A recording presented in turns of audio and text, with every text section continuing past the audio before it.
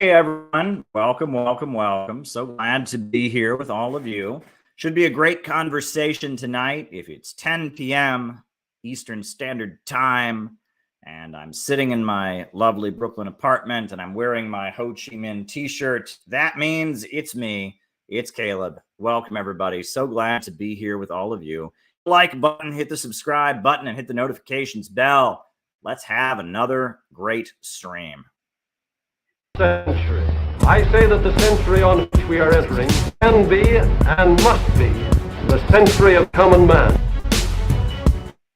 A radical redistribution of economic power.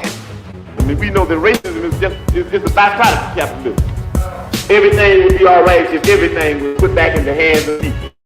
We need a government that will make sure Americans are taken care of and organize the economy to serve the people, not the profits of a wealthy few. We now have the techniques and the resources to get rid of poverty. We got to start getting out there with the people. Get out of the movement and get to the masses. We need a government of action.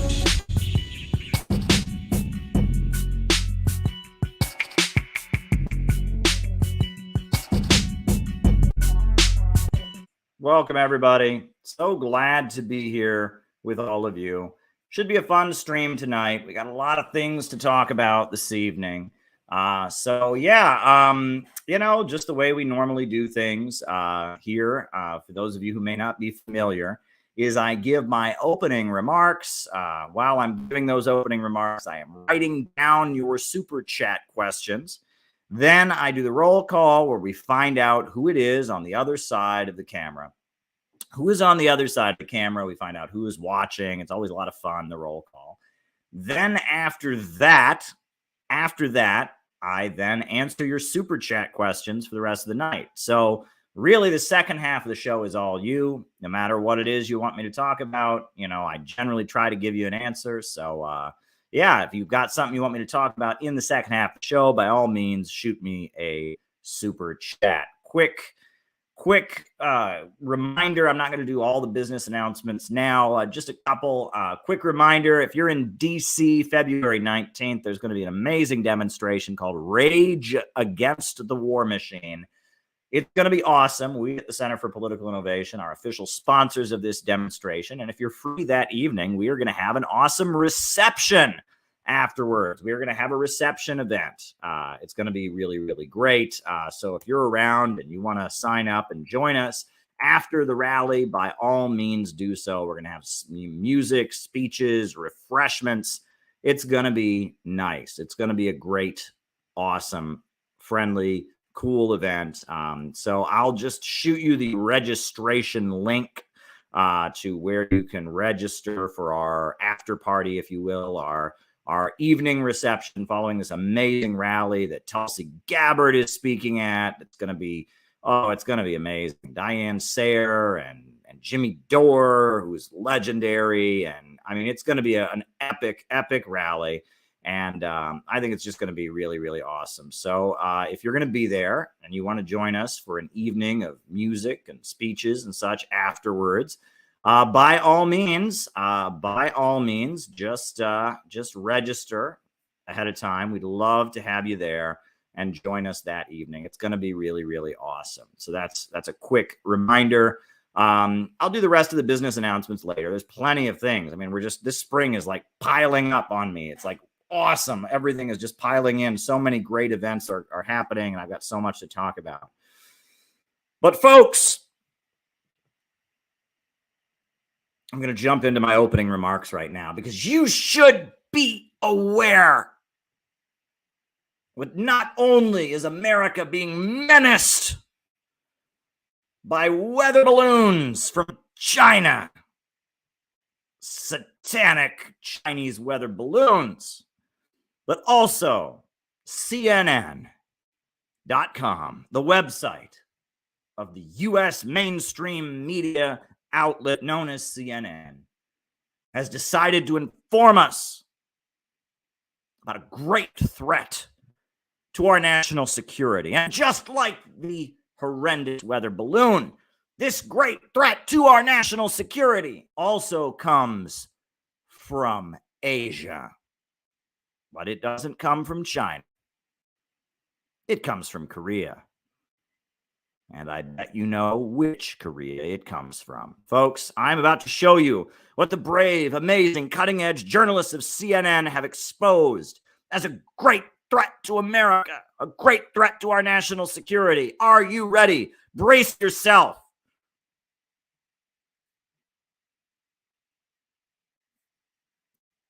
That's right. They eat ice cream and read Harry Potter, but these North Korean YouTubers are not what they seem. It's horrifying, utterly horrifying. The young woman rifles through a fridge full of popsicles, pulling out several to show the camera. This is milk flavored. The picture is so cute, she says in English, pointing to the cartoon packaging with a smile. This is peach flavor. After finally selecting an ice cream cone, she bites into it, declaring, "The biscuit is very delicious." The 4-minute video has racked up 41,000 views on YouTube. But this is no ordinary blog. The woman, who calls herself Yumi, lives in North Korea, perhaps the world's most isolated and secretive nation. Her YouTube channel, created last June, is one of several social media accounts that have popped up across the internet in the past year or two, in which North Korean residents claim to share their everyday lives. But experts say not all is as it seems in these videos, and the images contain telltale signs that the lives displayed are far from the norm for the impoverished millions under the dictatorship of Kim Jong-un. Oh my God, everyone, be afraid. Be very, very afraid. The North Koreans are on YouTube. A North Korean teenage girl has started a YouTube channel. It is a great conspiracy against our American way of life.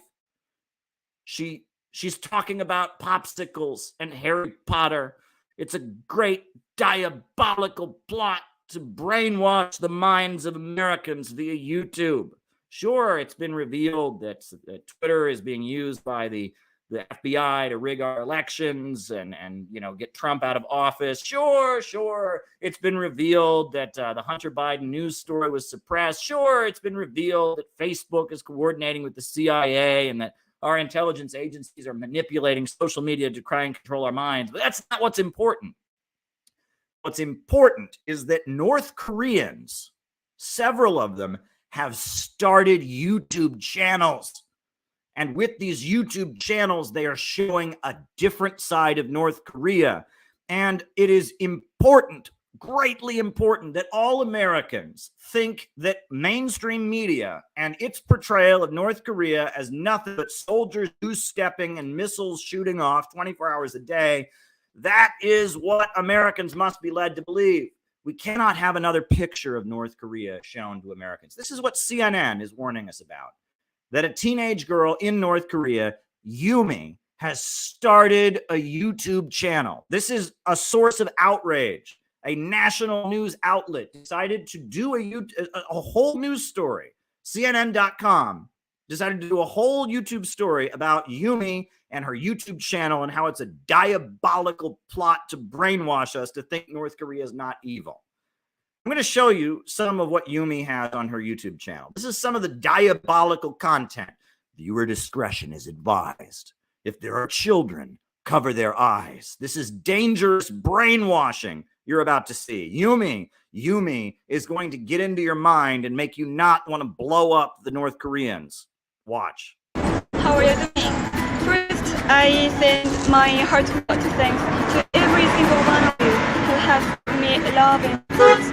At the moment, my greetings are not satisfying, but you are watching my video right now, and that means a lot to me and encourages me more than anything. Today is TGIF. I came to Rant Pleasure Park to have some fun.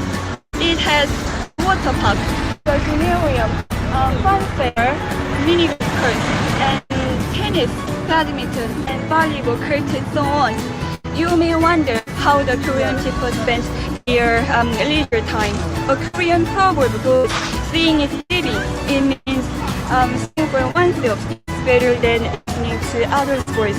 Today, I will find out activities people do for recreation. What do you do to relax? Some spend a day playing game or sports. On the other hand, some who are fond of their beds play smartphone games and watch movies in bed without doing anything else. I want to advise those who kill their precious time on hibernation when life might be so much better. Sleep is a passive kind of relaxation, but activity is an actual way to relax. Uh-oh. Did you hear what she just said? Sleeping is passive, but it's better to spend your free time being active. It's better to go outside and exercise. It's better to talk with like real people, not just computer screens. It's a cult. She's brainwashing them. Oh my God. Next thing you know, people are going to get together with their friends in a group and they're going to like do stuff in real life, not on a computer. And they're going to be in a group, and that's a cult. It's brainwashing. It's North Korean mind control. Oh my God. Oh my God.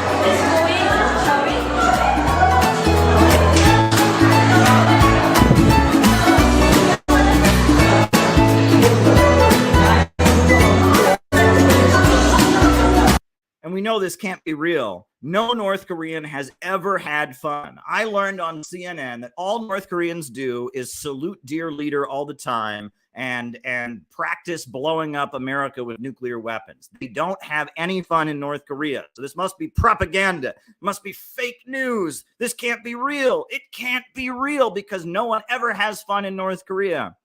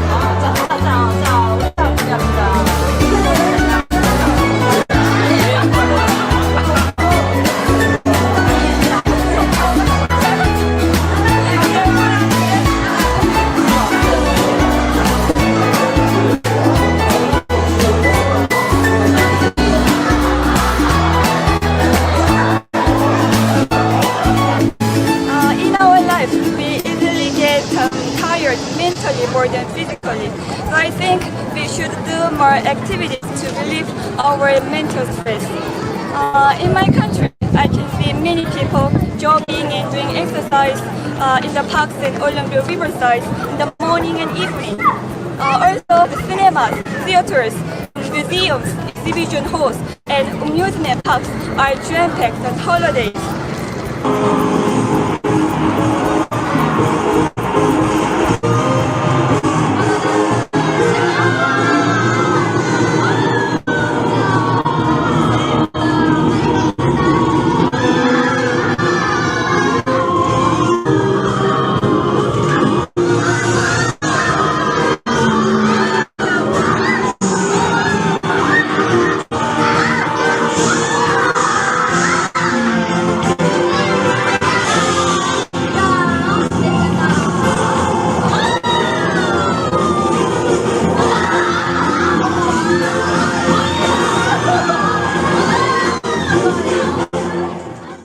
This surfing area is very popular among children. The Rungna Island has a legend that it was carried away by the flood from the upper reaches of Daejeon River to the covered location. It got its name for it resembles a beautiful robe silk. This is the fun fair. It is the main attraction in the evening. It's teeming with the people.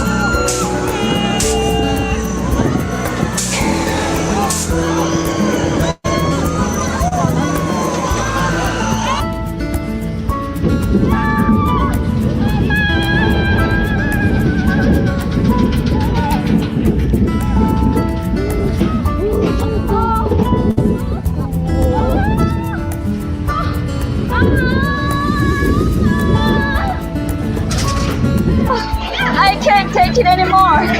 Anyway, I had a great time. I lost the trail of the time. I have got to go home now. Bye bye.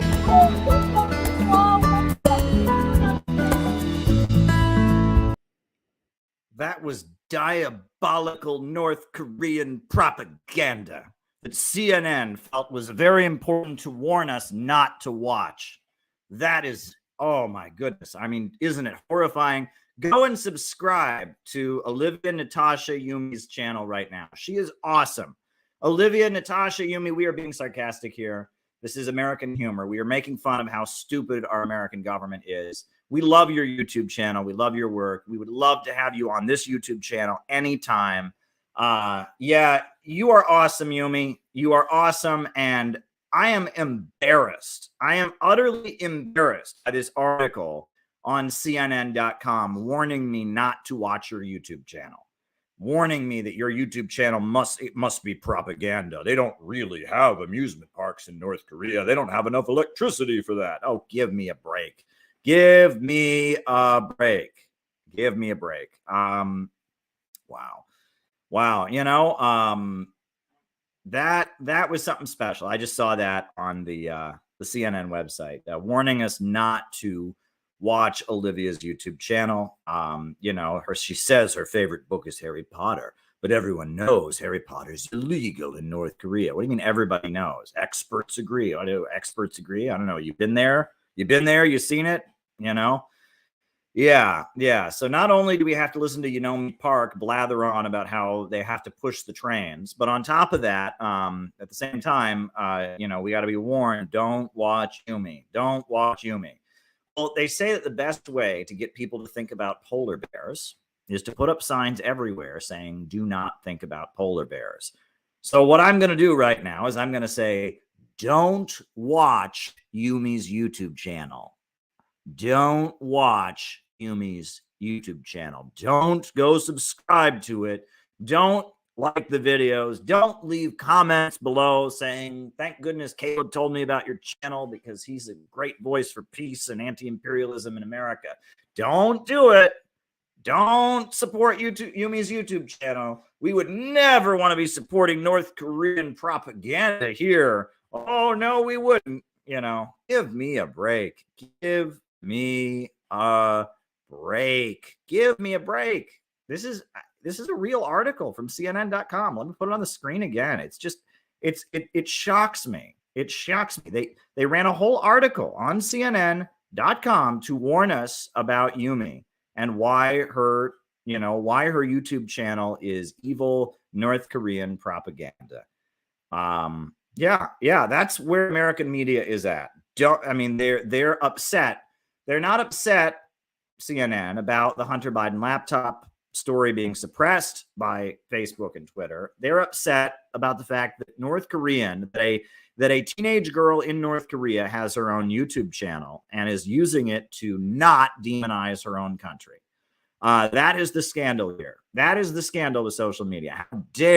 How dare, you know, Olivia Natasha Yumi be allowed to talk about her homeland in a video? That's what they're mad about. And I mean, this just goes to show you how utterly ridiculous and biased American media is. I would love to have Yumi come on this channel. You know, I'd love to have any North Korean come on this channel, any North Korean YouTuber, social media person. We will promote you.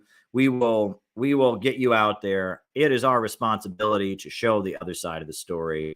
You know, so there you go. There you go. Just thought I would let you know about that. I saw the article on CNN and I just couldn't resist. I could not resist. I couldn't resist because it was so nuts. But anyway, I think I missed a couple super chats. So let me roll back here. I'm going to scroll up and write down the super chats that I think I missed. Oh, they're way back there, those super chats. I'm scrolling up, looking for the super chats. Oh, boy. Oh, here we go. It's just one, right? Che Guevara t-shirts and their use by capitalist brands. Why don't we see the same with your Ho Chi Minh shirt and other socialist icons? All right. Okay, very good.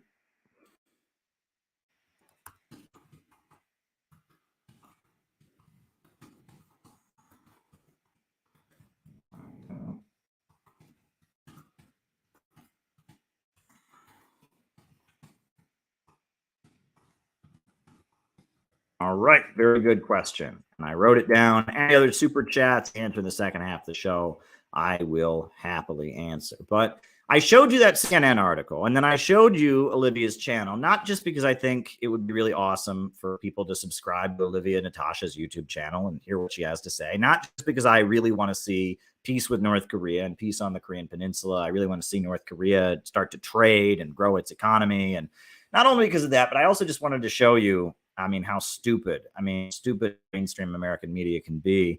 But I also wanted to make some other points. I'm on here tonight, and, we got a lot going on with the Center for Political Innovation. We're doing a lot of really important work, and I'll be honest with you all, I'm a little bit stressed about events coming up. February 19th, we've got our really, really great event. And then also coming up, March 25th and 26th, we're having a big event. And I figured, I might as well just tell you all what it's about at this point, right? I might as well, at this point, just go ahead and tell you all about March 25th and 26th, right? I've told you the dates. I've told you what's happening, but it's getting to be about time that I might as well just go ahead and tell you what the event is going to be. I might as well just go ahead and tell you what it is we're going to do. That's what I'm going to do. So hold your horses. Hold your horses. I'm coming along here. I'm just going to pull up the image here, and we're just going to talk about February 19th. We're having our great after party, our reception after the Rage Against the War Machine rally, but also something good is happening roughly a month later. I'm just pulling up the image. Hold on.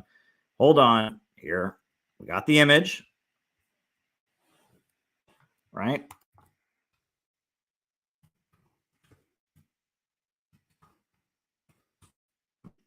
Downloading the image. Want to make sure I show you the right image. There's been many drafts of this image.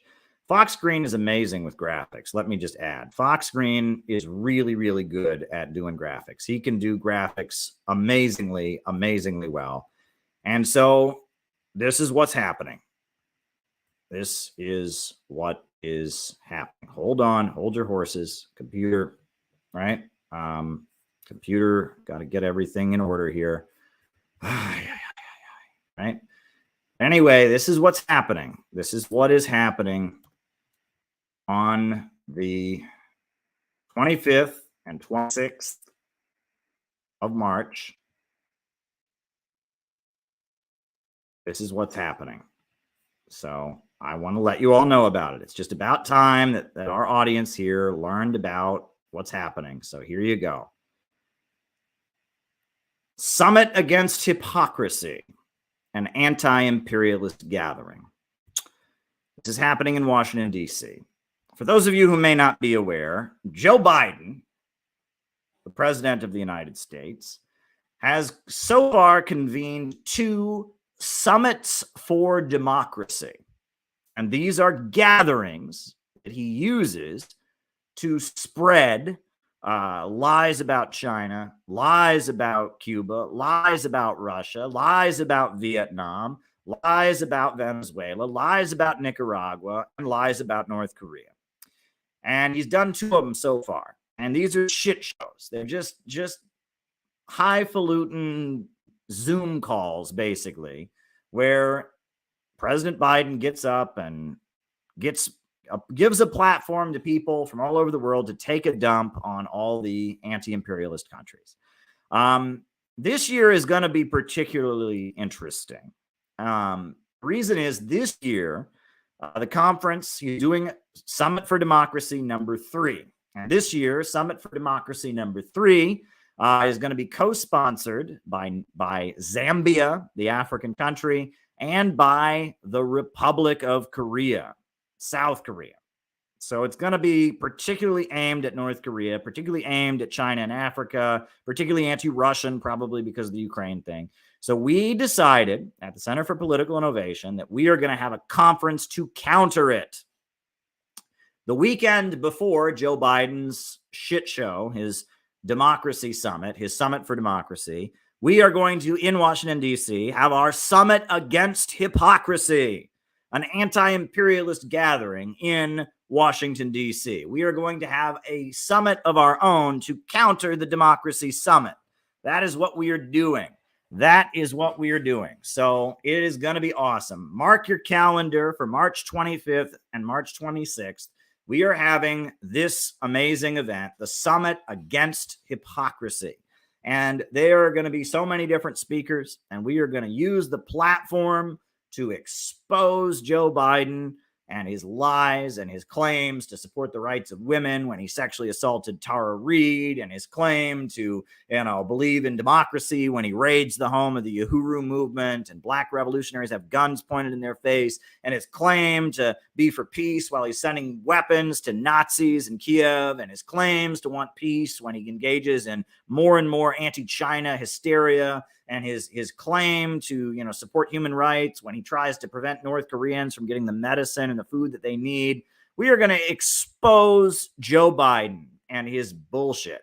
We are going to expose Joe Biden with a summit against hypocrisy. That will be our event taking place in Washington, D.C. Mark your calendar, March 25th and 26th.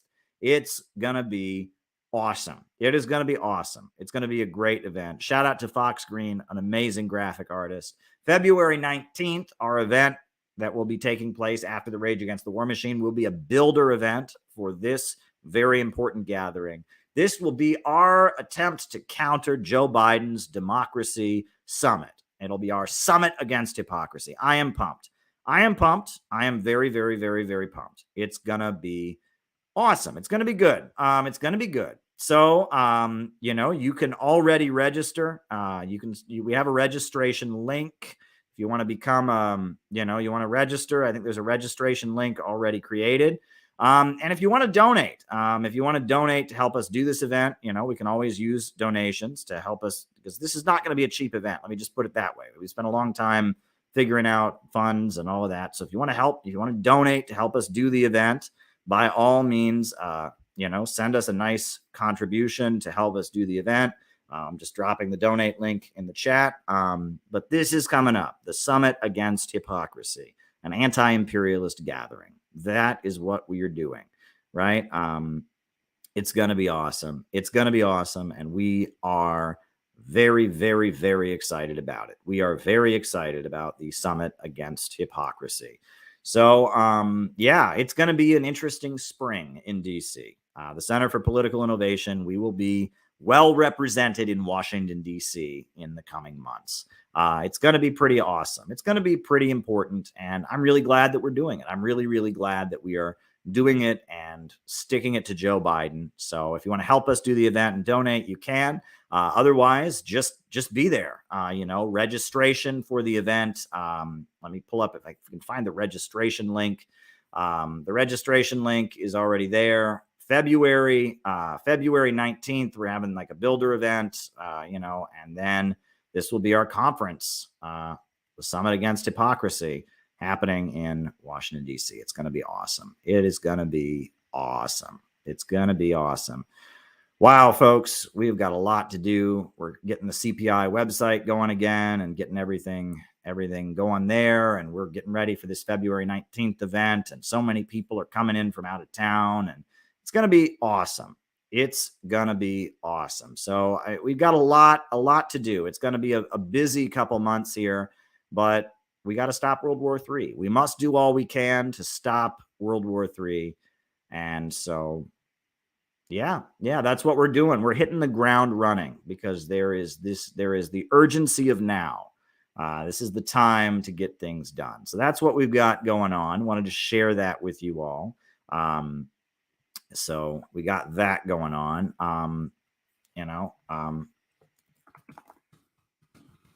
Just send a quick message here.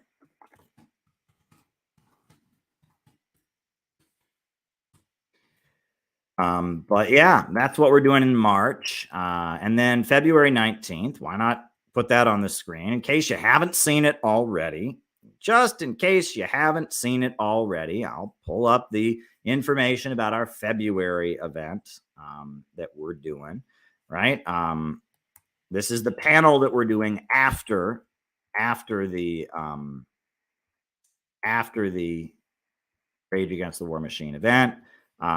This is the panel that we're doing. Let me just share screen and put that on the screen for you. Preventing World War III. Right? Here we go. Right? Preventing World War III, an evening of music, speeches, and discussion hosted by the Center for Political Innovation, Washington, D.C., after the Rage Against the War Machine rally. Doors will open at 6 p.m. That's not on that leaflet, but it's on the other leaflets we've been making.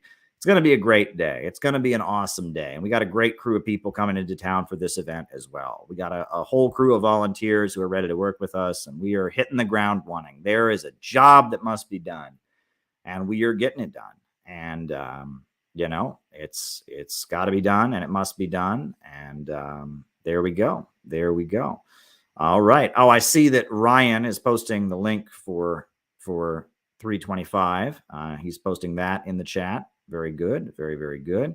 You know, and we got that. And then he's posting the link to register for this event.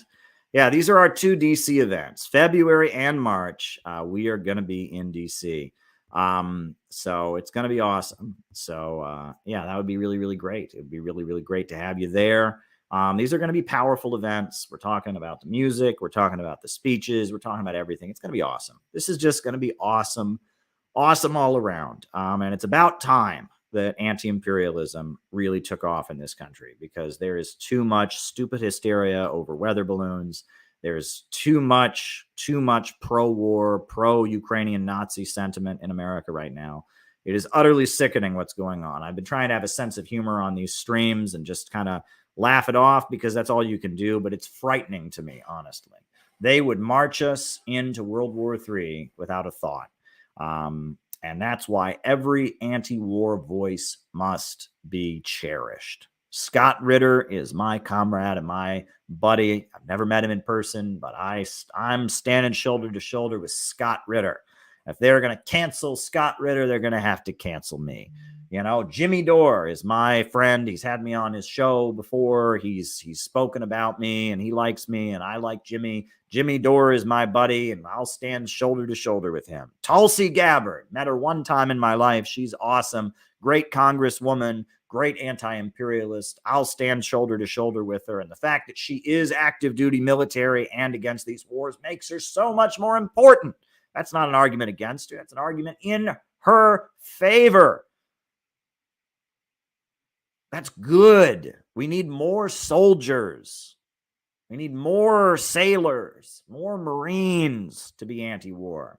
In fact, polls show that soldiers and sailors and Marines, and they're actually more anti-war than average Americans are. Ron Paul raised a huge amount of money from military personnel. So there you go. There you go. You know, so there you go. You know, we need to do everything we can to promote anti-war sentiment. We absolutely need to do that. It must be done. There's no question about it.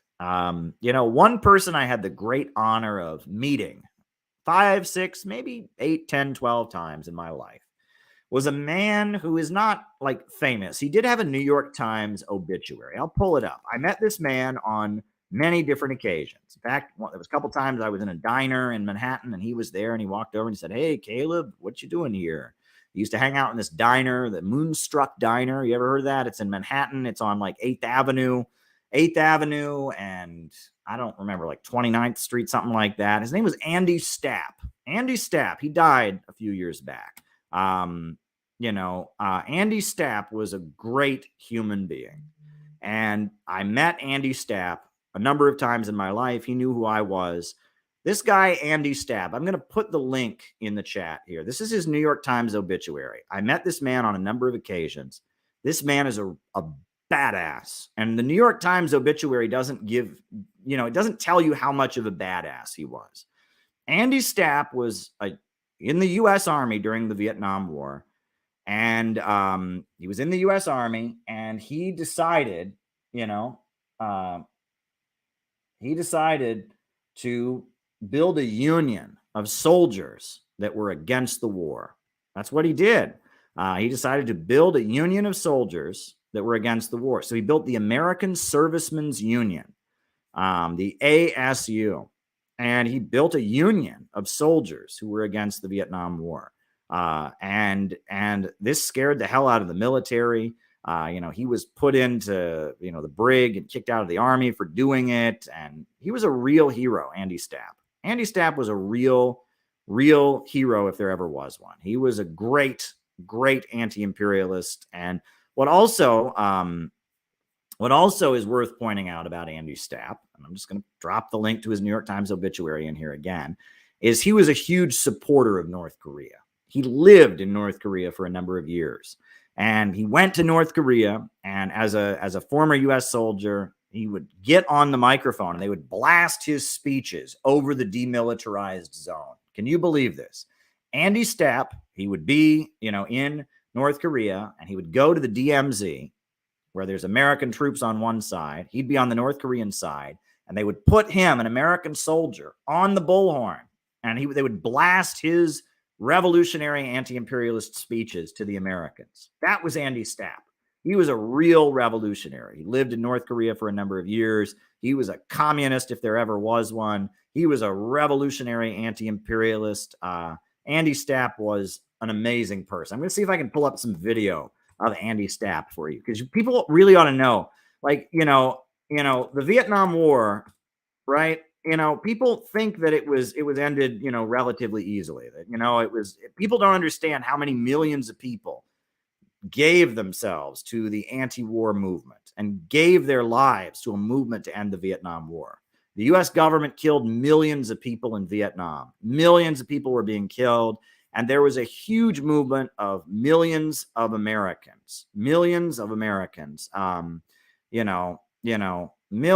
millions of Americans who sacrificed, a lot in order to stop that war, to support the Vietnamese people in their struggle against U.S. imperialism, to say that we don't want young men from Kansas and Idaho and Pennsylvania to die.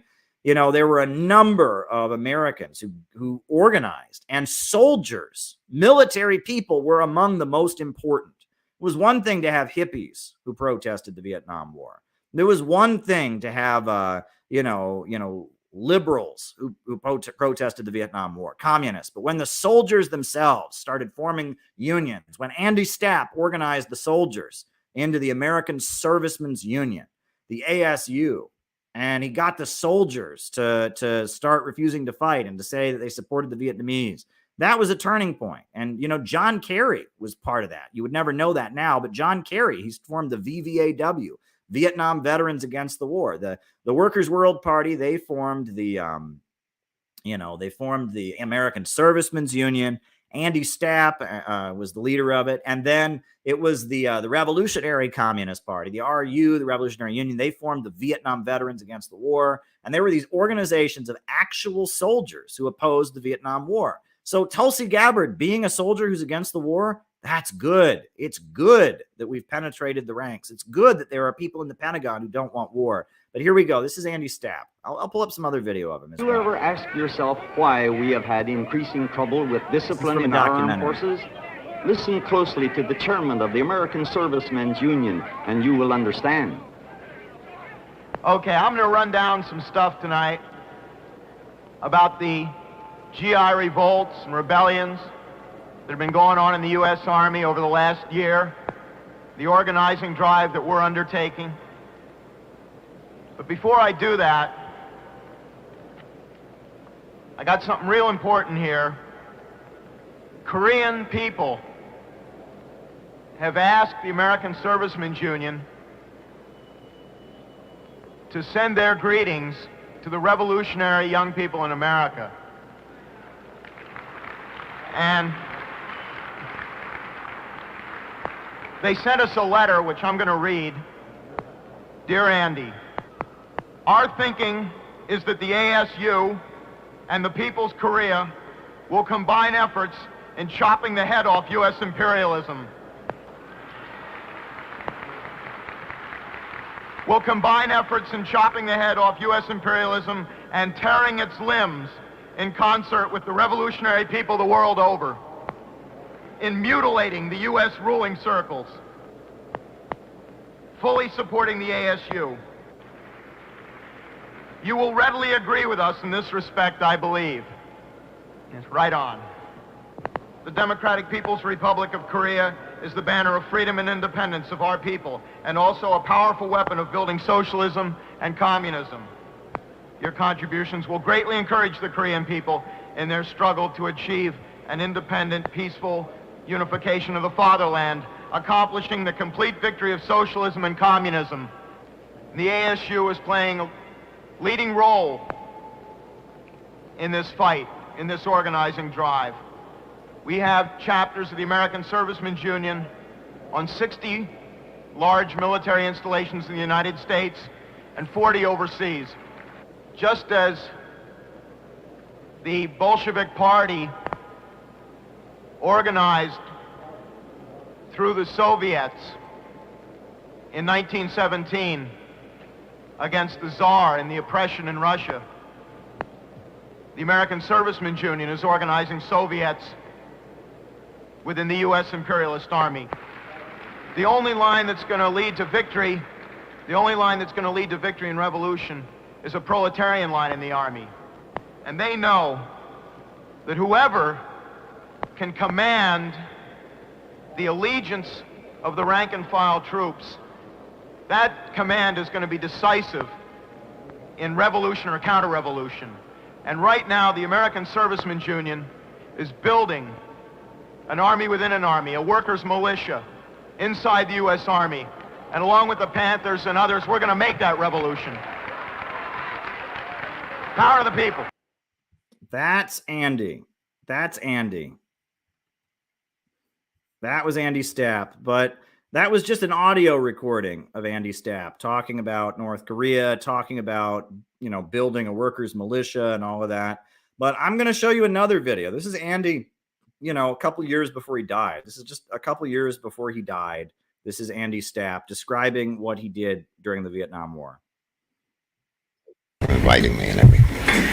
That last picture reminded me of a notorious case of two GIs that defected to the National Liberation Front and were the bane of the Pentagon, who had orders out to kill them on sight. It was a black GI and a white GI who, of course, were codenamed in the Pentagon Salt and Pepper. Okay. Reading the leaflet, I'm kind of amazed. This is the 45th anniversary of the Tet Offensive. Sometimes it seems like the Tet Uprising was only yesterday. Well, to me anyway, it seems that way. What actually happened yesterday, half the time I can't remember anymore, but okay. The Vietnam War was a very long war. I was in 9th grade when the first U.S. soldier was killed, Captain York. How about, that's a really useless piece of information. Deirdre's nodding her head. Do you remember his name too? Yeah. I was in 9th grade, and I was 31 years old when the last two Marines died. To young people then, the war just seemed endless. So I'm not going to try to analyze much of the events of those days. Maybe more like paint a picture of what things looked like to me and others as those events unfolded. On the first day of the Tet Uprising, I was brought before a military tribunal in charge under the Espionage Act of 1918, specifically what they're going after Assange with, the Espionage Act. Causing disobedience, disloyalty, and refusal to duty among members of the armed forces. I'll tell you, it was one of the happiest days of my life. Made even happier by the screaming headlines about the Tet Offensive in all the local newspapers. And you heard the list of all the places captured, the embassy. The attack on the embassy was led by the ambassador's chauffeur, his Vietnamese chauffeur. As you know, the U.S. Army was and is a violent anti-democratic organization divided between an upper class of officers and back then a very suppressed class of enlisted troops.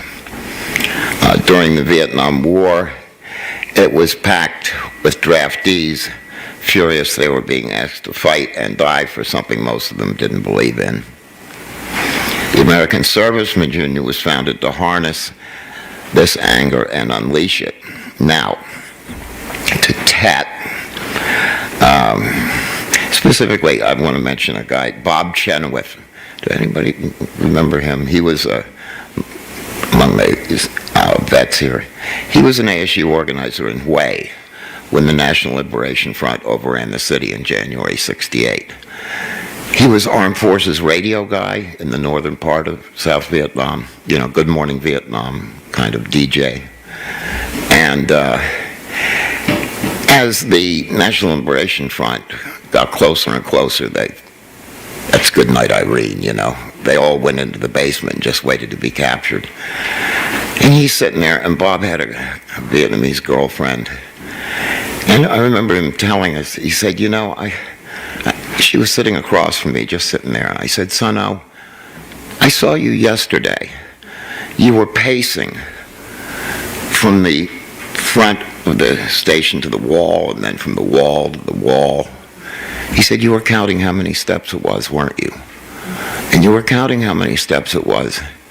So you could tell the Viet Cong, when they came over the wall, what a distance it would be to our bunker. And he said, she looked at me and said, you know, Bob, you're really a nice guy, but this is my country. And and he said she was right too, you know. Bob said she was actually right. He ended up 5 years in captivity. By the time of the Tet Offensive, the soldiers and sailors and Marine had come to hate their own officers more than they hated the so-called enemy. Repression in the military was very harsh. You saw about Mitch Smith. He got 6 months in prison for not saluting an officer, and that was kind of typical. Harvey and Daniels, John showed them, just for saying the war was racist. And they were convicted under the Espionage Act too. I remember reading the trial transcript, and the presiding judge said, well, you know, what I believe is right or wrong, my country. I don't know about this free speech stuff, but, you know, just absolute kangaroo courts.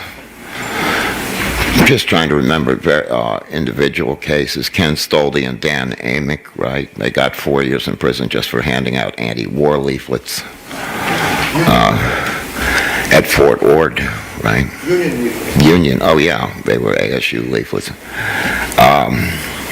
It's kind of shocking to recall now how radicalized the troops had become in those days. I mean, looking back, I can hardly believe it myself. I'll give an example. Comrade Deirdre had given me a ring, and the ring was made from the first airplane shot down over Vietnam by the Vietnamese. She had gotten it in Prague, I think, when she met with the Vietnamese there, and it had the date, such 64, something like that, the date it was shot down. So that was my ring, and I'm a soldier in the Army. And they have reveille in the morning. You get up very early, you stand in ranks, it's dark.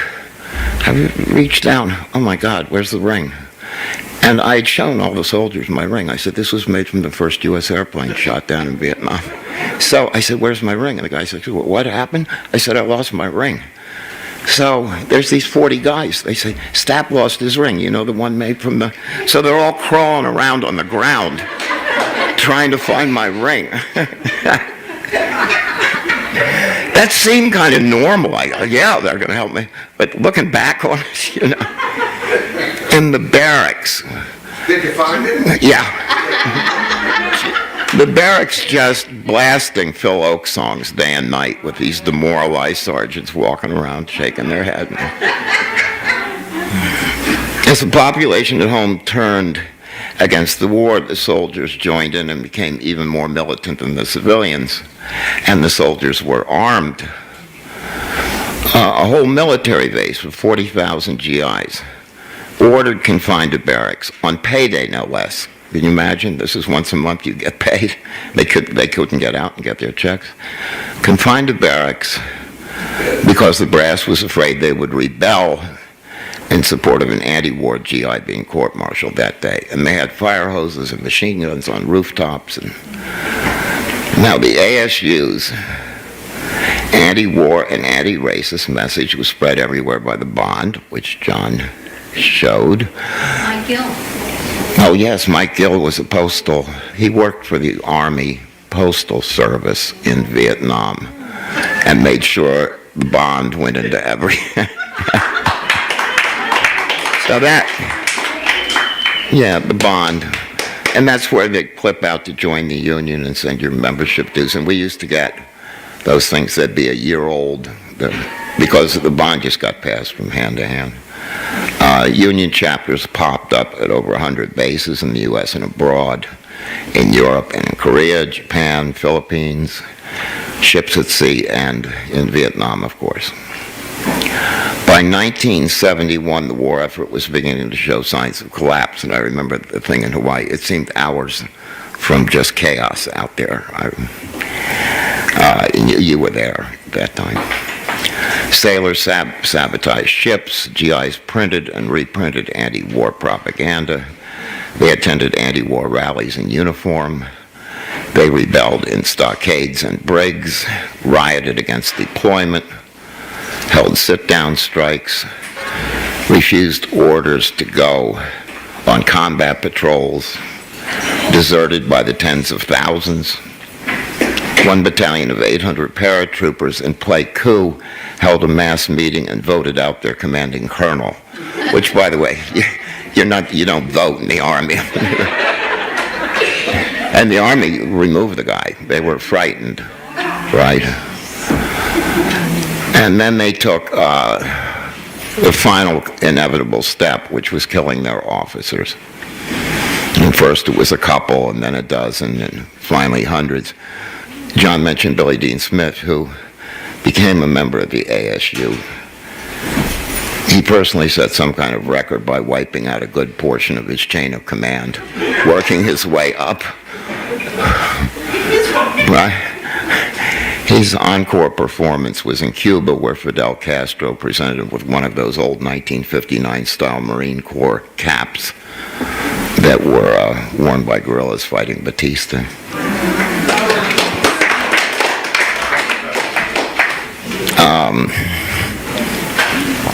I remember being in the ASU office one day when a former Army lieutenant came in. And we didn't like officers much. You knew John Kerry. You went to more of those. Always putting a wet blanket on everything, you know. He was an anti-war officer. We didn't... yeah, Bob Kerry, the new school guy, is just now war criminal, right? This lieutenant came in, and I think everybody was kind of a little bit rude to him. And he said, no, I really want to talk to you. So, okay, Louis, you can talk to us. What's going on? He said, I really want to thank you. So why do you want to thank us? He said, well, when I was deployed to Vietnam, I got this platoon. And two guys came up to me right away on the first day, and they said, Lieutenant, we want to talk to you. He said, yeah.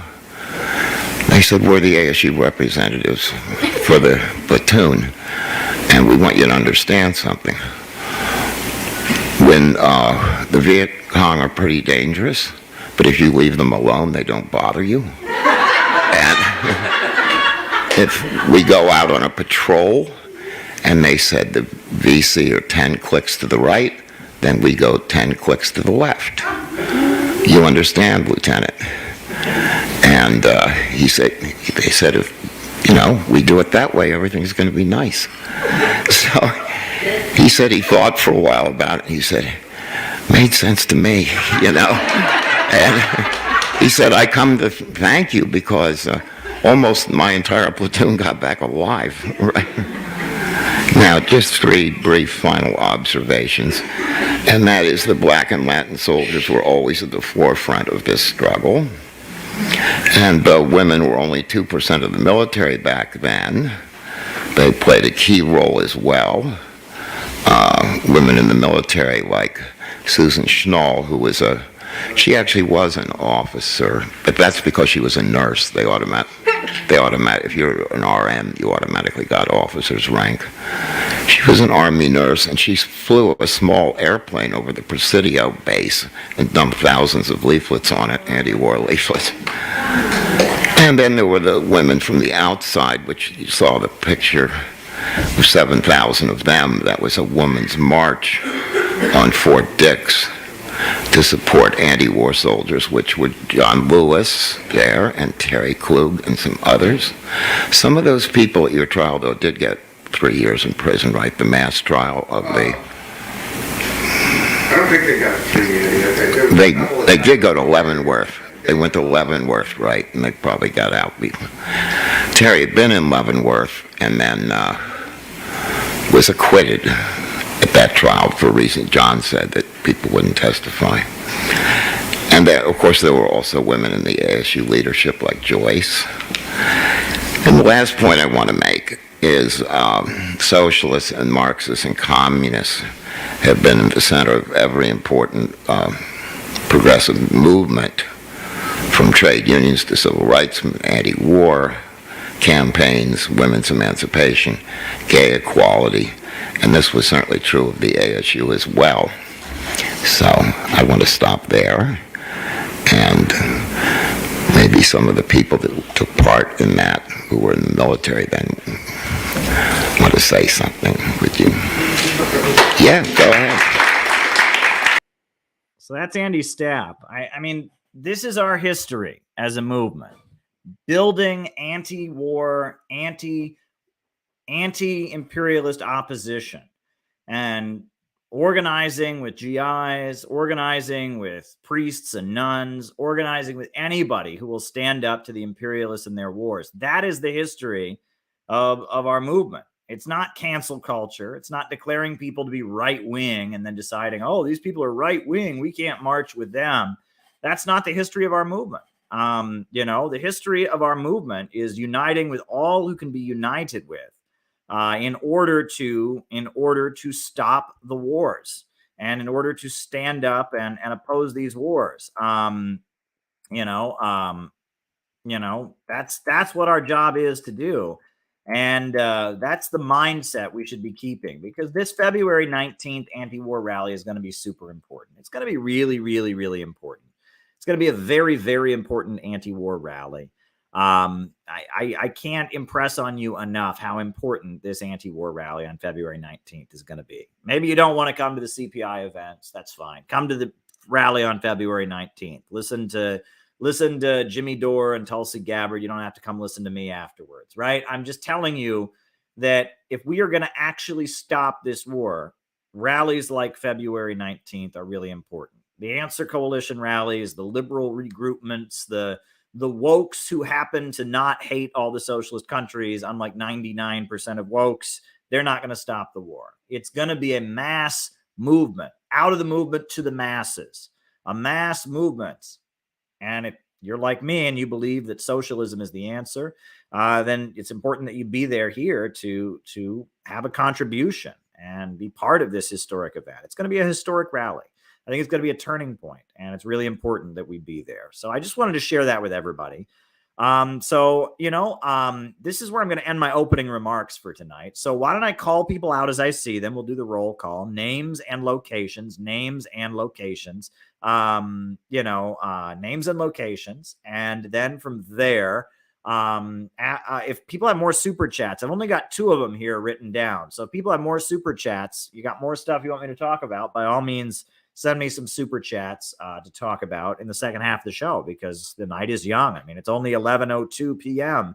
here in the Big Apple. So yeah, if there's more stuff you want me to talk about in the second half of the show, shoot me a super chat. We got Edward Allen in Kentucky, names and locations, JT24 in Mississippi, St. David, Bermuda, Nate in Chicago. Nate in Chicago is with us. Welcome, welcome, welcome, Nate. Welcome, welcome. We got Chad from Florida.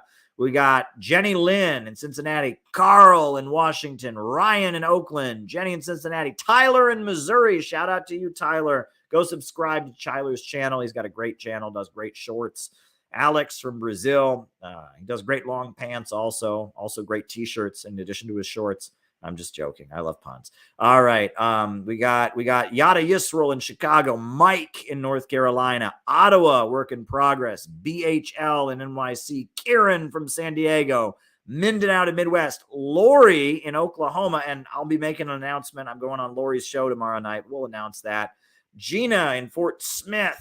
We got free weather balloon rides. We got Balthazar in Oakland.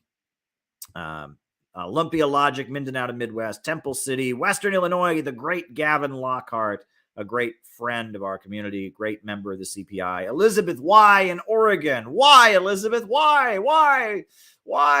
That's Elizabeth Y in Oregon. We love her work. She's great. Sam in Chicago, Phil in Florida, Yonatan Mahari in London, United Kingdom, Molly McGuire in Orange County.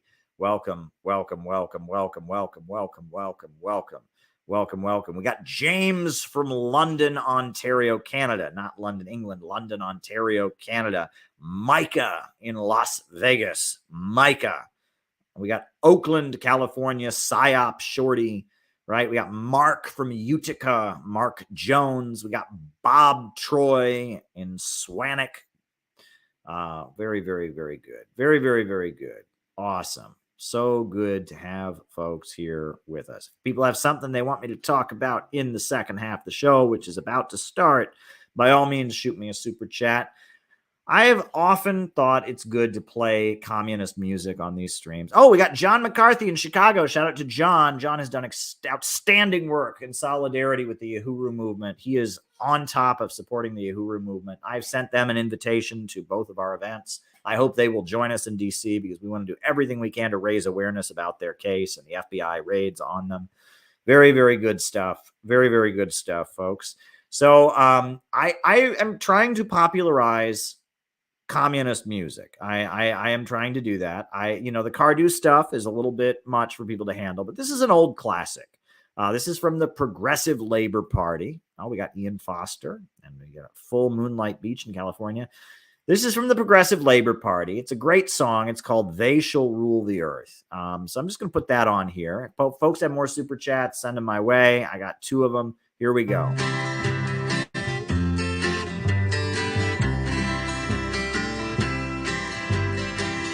The men and women on the line, they're working overtime, sweating for a dime. Their labor's stolen from them, and they're not paid what it's worth. Someday they shall rule the earth. Here's to the tillers of all land, bending down in toil, harvesting the soil, working through the cold and heat, growing rice and wheat. Someday they shall rule the earth. The working women of all shores, working night and day, often for no pay. In your liberation, men too will find salvation. Someday they shall rule the earth. As for the killers of our dreams, the fat cats with their schemes, their hungry war machines, the bankers and the businessmen, those noblemen from birth, someday we'll drive them from the earth.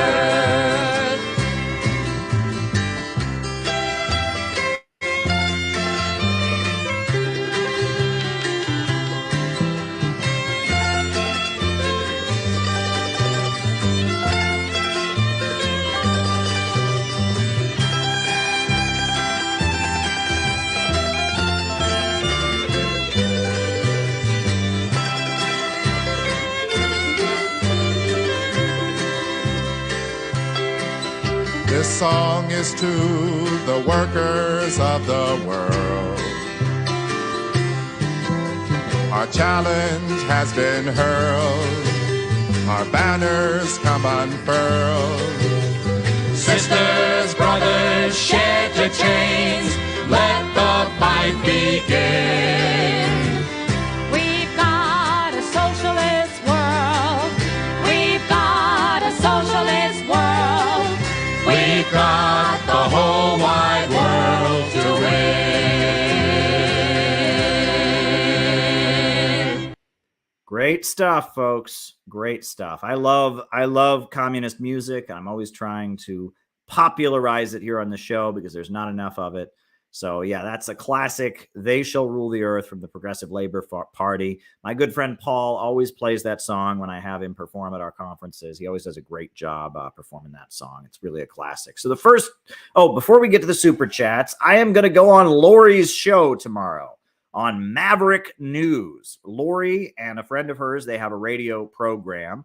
It's a YouTube show, I believe, called Maverick News. I'm going to be joining that. So Lori probably has a link for that or a link to Maverick News. That's where I'm going to be tomorrow at 7 p.m. Eastern. I'm going to be on Lori's show. So Lori, if you've got a link, drop it in the chat. And I'm looking forward to it's going to be a long conversation. Looks like I'm going to be on there for like 2 hours, 7 to 9 p.m. We're going to be chatting. Maybe it won't go that long. I don't know. But I'm looking forward to hanging out with Lori on Maverick News tomorrow evening. That should be fun. So tune in for that.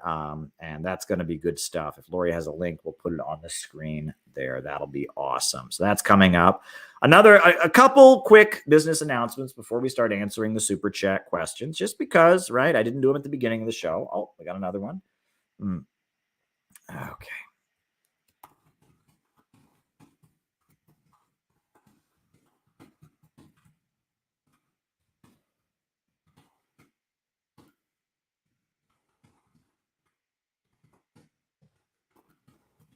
All righty. Writing it down. Very good question. But a couple business announcements. First of all, if you want to be involved in the work that we're doing, join the Center for Political Innovation. That's the best way to get involved. We have weekly Zoom calls for the general membership. We have a number of different committees. We have the music committee now. We have the innovation committee. Here's the link for Maverick News. And I'll be joining Lori and her friend tomorrow. And if you just want to become a member, it's only $10 a month to be a member. And then you get to be part of all of our work. You get to be in on our maniacal conspiracy to educate people about socialism. So become a member of the Center for Political Innovation. People are joining every day, every day, every couple days. I see a new member. We just got a new member today. A couple member last week. People are joining all the time. So that's really, really exciting. I set the goal last year, 1K by May. Our goal was to have 1,000 members by May 1st of this coming year. Well, obviously that, with the attack on us and the fact that we had to shut down and everything, that's not particularly realistic at this point, but 1K remains the goal. Folks, if we had 1,000 members of the Center for Political Innovation, 1,000, right? Which is not unrealistic at all. I mean, that's very realistic, honestly, right? I think it could be achieved, not by May 1st of this year due to some setbacks that we've had, but I think it could very easily be achieved within the next 2 or 3 years. We had 1,000 members of CPI. At that point, we could have an event like we're having in DC. We could have one of those every month. Right. I mean, at that point, we would, we'd do the math, right? We'd have 1,000 members, right? $10 a month. We'd be getting $10,000 a month. That'd be enough to pay for, we could be having socialist rallies in every corner of this goddamn country. We could be having socialist rallies in Kansas. We could be having socialist rallies in Pittsburgh. We could be having socialist rallies in Idaho. We could be having socialist rallies in Tennessee. We could be having socialist rallies in Pennsylvania. We could be having socialist rallies in Texas again. We could have a different socialist rally every month with 1,000 members of CPI. Do the math in your head, right? Like if we had $10,000 coming in every month to the organization, At that point, we could have a rally like we're having in DC every month. Every month we could, fly people in, we could reserve a space, we could have the security and the space. We could do, and that's the thing, right? I hear all these numbers. Let me just throw this out here, right? I hear the Communist Party brag about how many members they have. Well, they don't, first of all. It's a lie, right? They don't have that many members, right? Most people who join the Communist Party on the internet never get called back. They never get called back. Ever. Like I know, and then there's some people that get called back 3 years later. There was a friend of mine. He was a high school student. He joined the Communist Party. It took them 3 years to follow up with his membership. That's ridiculous, right? So the Communist Party, they're like, oh, we got 9,000 members. No, you don't, right? Last year at the Communist Party headquarters in New York, they had a national training school for the Young Communist League, for their youth organization. You know how many people were there? 40. Keep in mind, the Communist Party owns an entire building in Midtown Manhattan, 9 stories tall, huge speakers hall, huge office that they renovated for $2 million. And they had 40 people at their national training school. So the Communist Party, they're a placeholder organization. They're a joke. And if they had 9,000 members and no one even knows they exist, then that's a condemnation. They don't have 9,000 members. But anyhow, if we had 1,000 members, we had 1,000 members, we could shake this country up. There would be anti-imperialist protests happening every day in this country. There'd be people with knocks on their door. Every day, there'd be a different neighborhood and community with somebody knocking on their door saying, hi, I'm here to tell you why the problem, your enemy, is not in China, it's not in Russia, it's not in Cuba, it's not in Venezuela, it's in Washington, D.C., and it's in the Pentagon, and we need to build an anti-imperialist movement. There would be teams of people going into every corner of this country preaching socialism. That's what would happen if we had 1,000 members. We would use that 1,000 members to get the job done. Right? We would get her done with $10,000 coming in every month, 1,000 members, right? And the Communist Party with their huge, all these, boomers who left them their house and their all their money in their will, and they've got this huge stock portfolio. They don't do shit because they're controlled by the FBI, and they have been controlled by the FBI for decades. Read Operation Solo. It's an open secret. The Communist Party USA is controlled by the FBI. That is a fact. It is not hyperbole. Go and read Operation Solo. Google Morris Childs. Morris Childs was on the National Committee of the Communist Party, and Ronald Reagan gave him the Presidential Medal of Freedom for the fact that he smuggled money in from the Soviet Union, and he was the top FBI informant managing the Communist Party for the FBI for decades. The Communist Party USA is a fraud organization, okay? And that's why they don't support Russia and Ukraine. That's why they've witch hunted and attacked us. That's why they've gone after the PCUSA so viciously. That's why they're not an endorser of this rally that's happening in Washington, D.C. on February 19th. And if we had anything close to the resources that they have, this country would change dramatically. And I think we can do it. I think that the Center for Political Innovation can have 1,000 members by the next couple years, right? Not May 1st because of all the setbacks, with it. The ruling class knows it. This is the thing. The ruling class knows that what we could do with 1,000 members. They knew that we were, with the pace we were growing, we were likely to get 1K by May. And so the ruling class, they took a preemptive strike. They launched a preemptive missile at us. But we're back. We're not dead. We're not collateral damage. We have survived, and we are marching ahead, and we're having 2 big events this spring, and there we go. Black Hammer did a lot of cringe for attention, but they've become good in the past 2 years, deserve credit. All right. Yeah, I'm writing it down.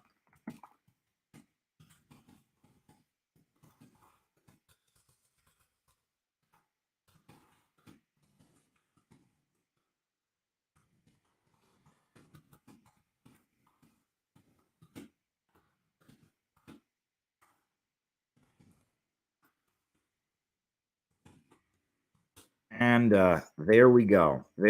So, yeah. So I just wanted to get that out there. I think that we can have 1,000 members in the next couple of years very easily. And at that point, with the amount of organizational resources we would have, we would do some amazing things. All right. News website. Wrote it down. Very good. Another thing, if you don't want to join the CPI, or you do want to join the CPI, but you just want to support this YouTube channel, this is separate from CPI. This is just to support me and this YouTube channel. You can sign up on the Patreon. Sign up on the Patreon. We'd love to have you. Here's the link to the Patreon. So there's that. Also wanted to mention, just throwing it out there, we do have a new book. A new great book has been published by the Center for Political Innovation. We published our own edition of Socialism, Utopian, and Scientific by Frederick Engels. Beautiful cover by the great Fox Green. That man is a skilled artist, an amazing skilled artist. So I'm linking that if you want to get a copy of that. Yeah, I'm getting my business announcements out of the way here, right? Tune in tomorrow when I go on Maverick News with Lori. That should be good. Yeah, okay. Now I'm going to start answering Super Chat questions. All right, Super Chat question number 1. Che Guevara shirts, and they're used to buy capitalist brands. Why don't we see the same with Ho Chi Minh and other revolutionary leaders? Well, for a couple reasons. First of all, let's just be real. Che Guevara looks badass. A lot of people wear Che Guevara shirts. They have no clue who he is. They don't know who he is. They just see this guy in a beret who looks badass with a goatee, and he's like ripped, and he's just like, yes, I am, they just, he is the ultimate like sex symbol, right? He's just a very, very good looking fellow. He looks very, very romantic in his beret, and that image of Che Guevara, that image of him in his beret, it's just a captivating image. A lot of people wear shirts with that and they don't know who he is. There's people who get tattoos with that. They don't even know who he is. That's the first reason, is that the Che Guevara image far surpasses the person, right? It's that image is just attractive in and of itself. If no one knew who it was, that image would still be popular. So that's the first thing. The second thing, though, and this is one thing I pointed out, Che Guevara died. He died. 1967, he was in the jungles of Bolivia, and he died. And because he died, people project onto him all kinds of stuff. There are all kinds of, I think I've got it here. Do I have it here? I think I actually have this book, right? This is a great example of it, right? This book, this book is crap. This is a book I bought because I was very excited and the aftermath of the financial crisis. I was very excited about the French new anti-capitalist party, the NAP, the new party, the NPA, the new Parti Anticapitaliste in France. So I looked for a book written by the leader of their party, Olivier Bonsinon, and I found out the only book that was available in English by Olivier Bonsinon was Che Guevara, The Revolutionary Legacy. This Trotskyite wrote a book about Che Guevara. And I read this book, and this book is crap. It has nothing to do with Che Guevara, right? It talks about how North Korea is so bad. Che Guevara went to North Korea and actually said he wanted to model Cuba on North Korea. Does Olivier Bonsinon, does that bother him? No. If you read this book, Che Guevara was a Marxist humanist. He wasn't like Fidel. He wasn't like Stalin. He was a Marxist human. He lost. You can say that, right? There was some kind of falling out between Che Guevara and Fidel Castro. Che Guevara spoke critically of the Soviet Union in his final years.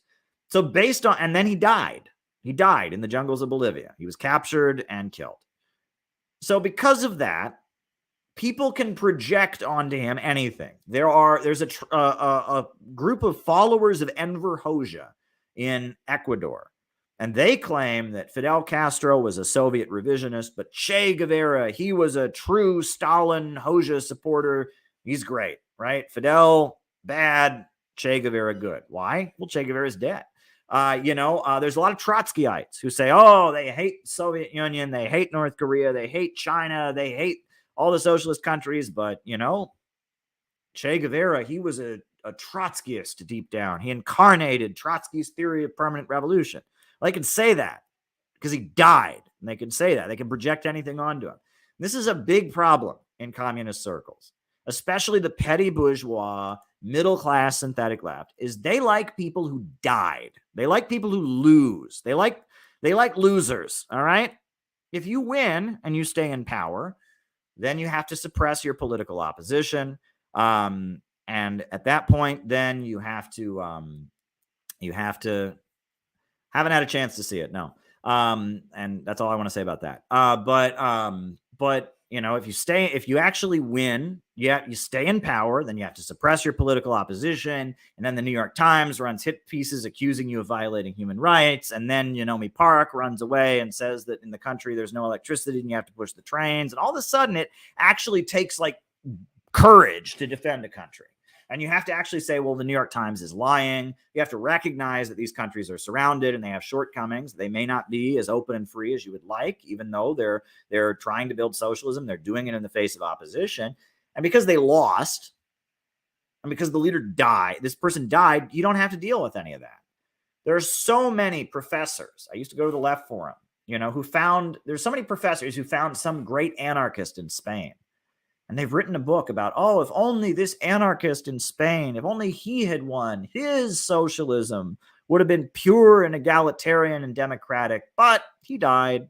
Whoopsie daisy, didn't happen, right? And Trotsky, oh my God, if only Trotsky had been running the Soviet Union, Hitler never would have come to power. If only Trotsky had been in power in the Soviet Union, the Spanish Civil War never would have happened. If only Trotsky had been in power, the Chinese Communist Party wouldn't have been suppressed in the this is part of the middle-class deviation of leftism is when you win and you're actually in power, it takes a lot of courage to support you. But if you die, I know he would have been totally democratic, not like Stalin. I know he wasn't like Fidel Castro was a dictator. He was a real revolution. It's a fantasy.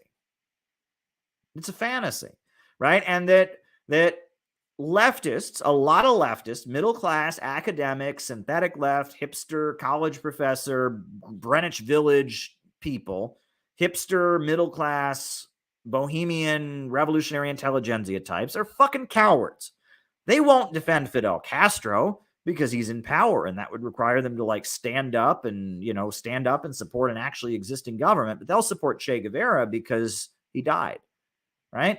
They won't support the Soviet Union because, that was a country that was in power and there's all this bad stuff written about Stalin. They'll support Trotsky because he lost, right? And they'll support Rosa Luxemburg because she died. There is all of these shortcuts. That's really what it gets down to. Shortcuts. I mean, being an actual communist in America is hard work. It's hard work. Being an actual communist and an anti-imperialist in America is hard work. You get canceled. Everyone thinks you're crazy. The media says the exact opposite.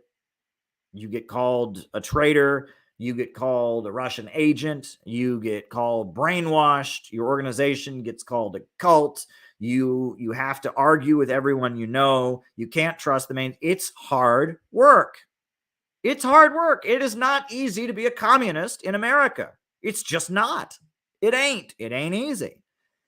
And so there's all these stupid little shortcuts that have been invented. Well, I can be a Trotskyist, or I can like Che Guevara but denounce Fidel, and there's all these shortcuts. But there are no shortcuts in life. If I've learned anything, there are no shortcuts in life. There are no shortcuts. There aren't any. There are no shortcuts. And the biggest shortcut of them all is isolation, is saying we can't do it. It's just sitting on the internet and playing, I'm a better leftist than you and arguing with your friends. That's the biggest shortcut. Not building an organization, not building a community, not building an actual organization to approach the masses with communism. That is the biggest shortcut that exists. That's the main shortcut I see nowadays. I'm going to get on the internet and LARP and pretend I'm a super communist who's better than all the other ones on the internet, and that's a shortcut.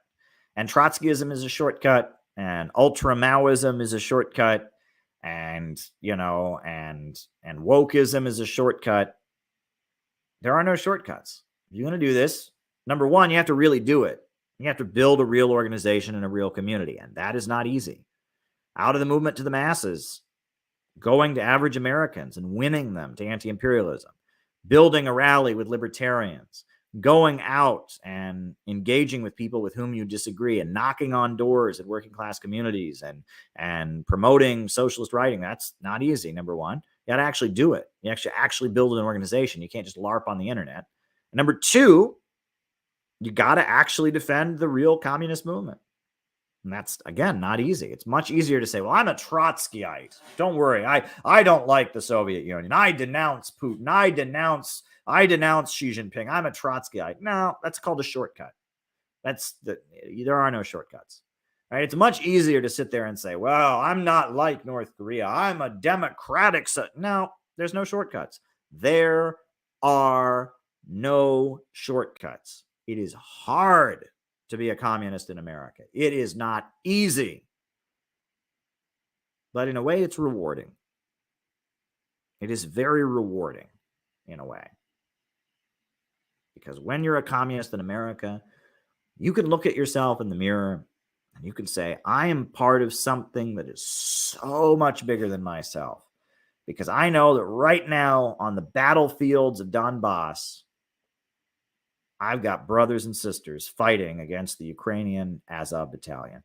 You can say, I know right now that there are North Koreans they're guarding the DMZ, and they're my comrades. You can say right now that there is a global movement behind you, and that you have one of the most important jobs that could possibly exist, to be a soldier of that global movement in the center of U.S. imperialism. And that's very rewarding. It's very rewarding. And it gives you a sense of purpose that being a Bernie Sanders supporter, that being an anarchid will never give you. So it's hard, though. It's a very, very hard life. It is not easy. And there are no shortcuts. And you know, the reason that Che Guevara shirts are everywhere, part of it, I think the main reason is just the image is sexy. But the second reason is because he died. It's a shortcut. You can romanticize him because he died. All right. I don't know what that is. I have no idea what that is. All right. Next question. Next super chat question. Has the U.S. government ever had a government of action? Well, the closest thing that we've had to that is the Roosevelt administration. The Roosevelt administration was like a popular front. It was in an alliance with the Communist Party against fascism. And, you know, because there was a threat of a fascist coup, they had the business plot attempting to overthrow Roosevelt. Because Roosevelt ended up aligning with the Soviet Union against the Nazis, Roosevelt did some very dramatic things to advance the class struggle in the United States. He sent the military to support striking workers in Flint, Michigan. That was a very dramatic move. He supported workers' right to occupy their factories.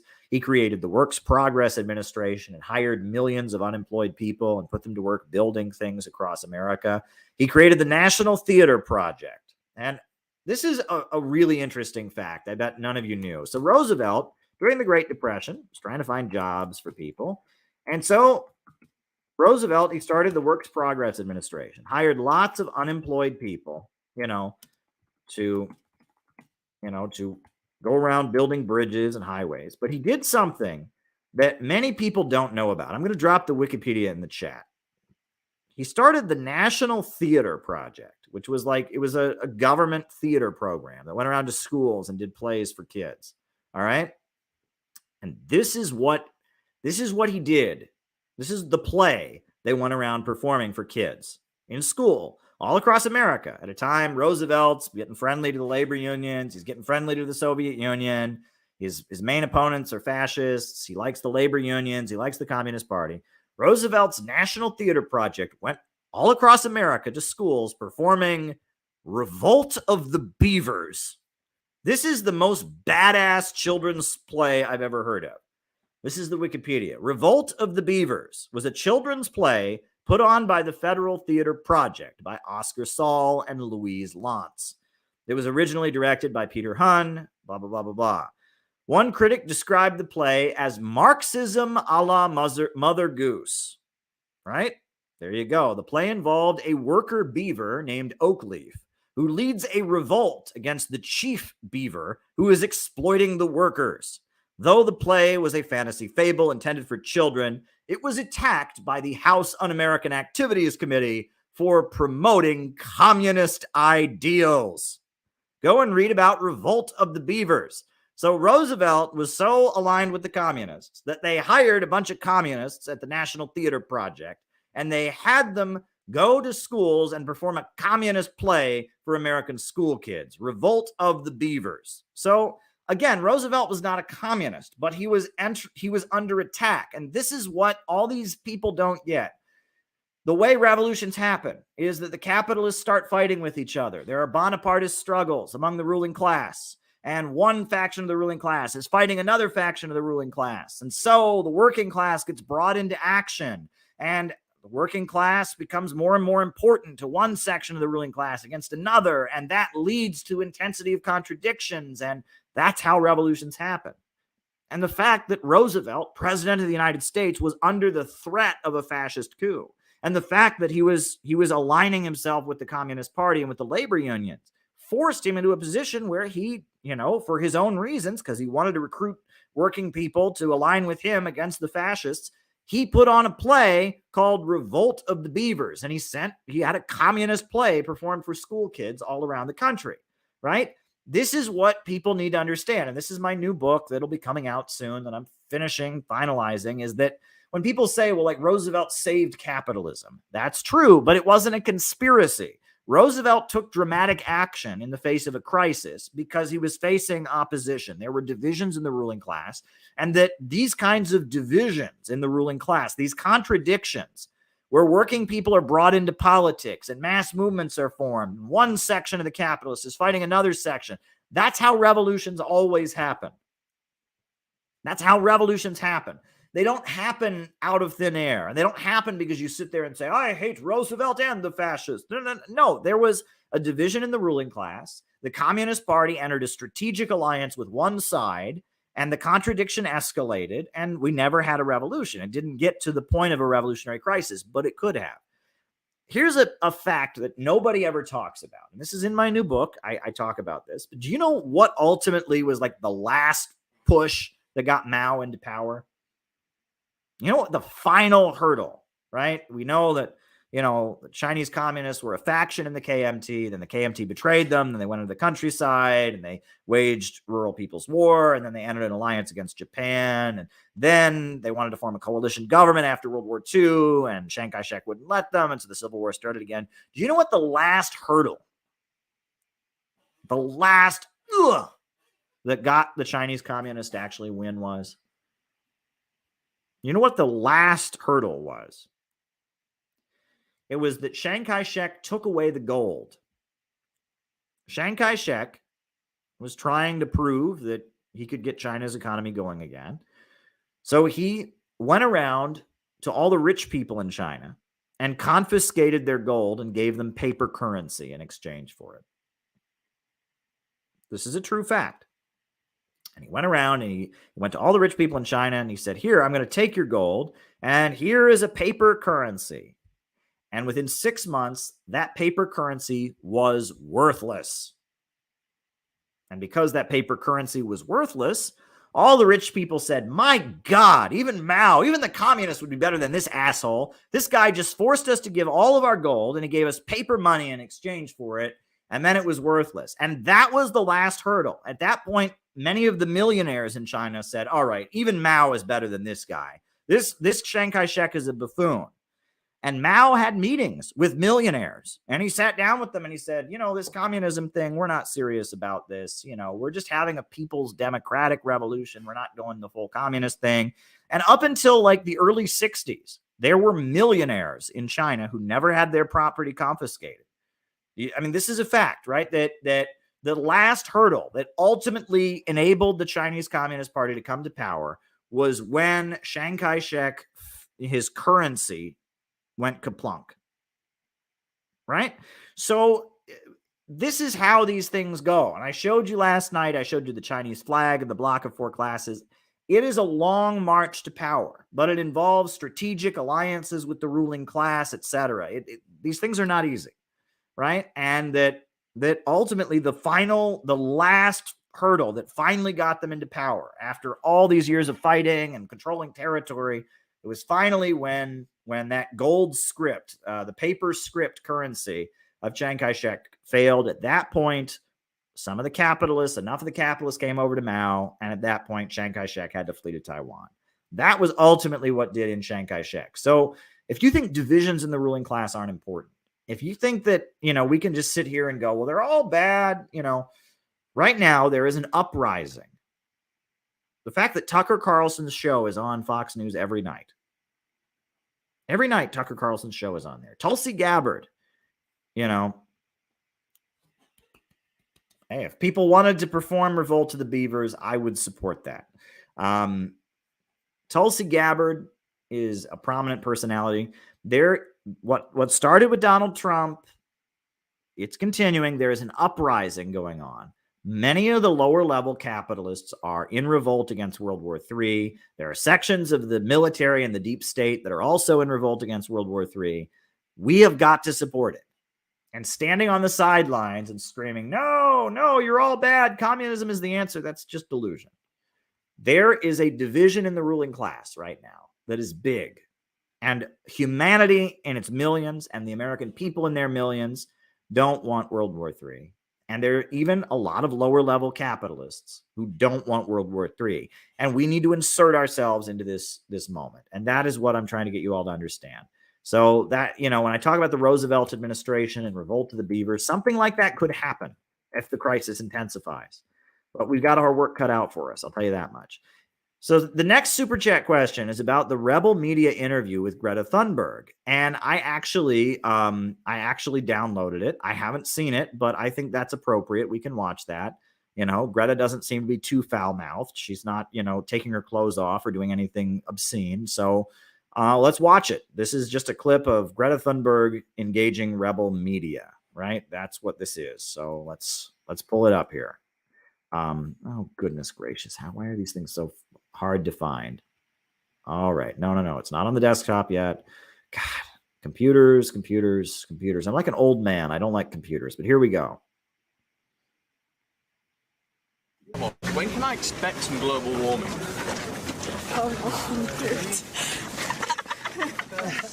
Greta, would you say you're a child actor? Are you a child actor or an expert? How would you describe yourself? Greta, who was filming your arrest in Germany? Because it looked like you did that in several takes, didn't you? You were posing with the police.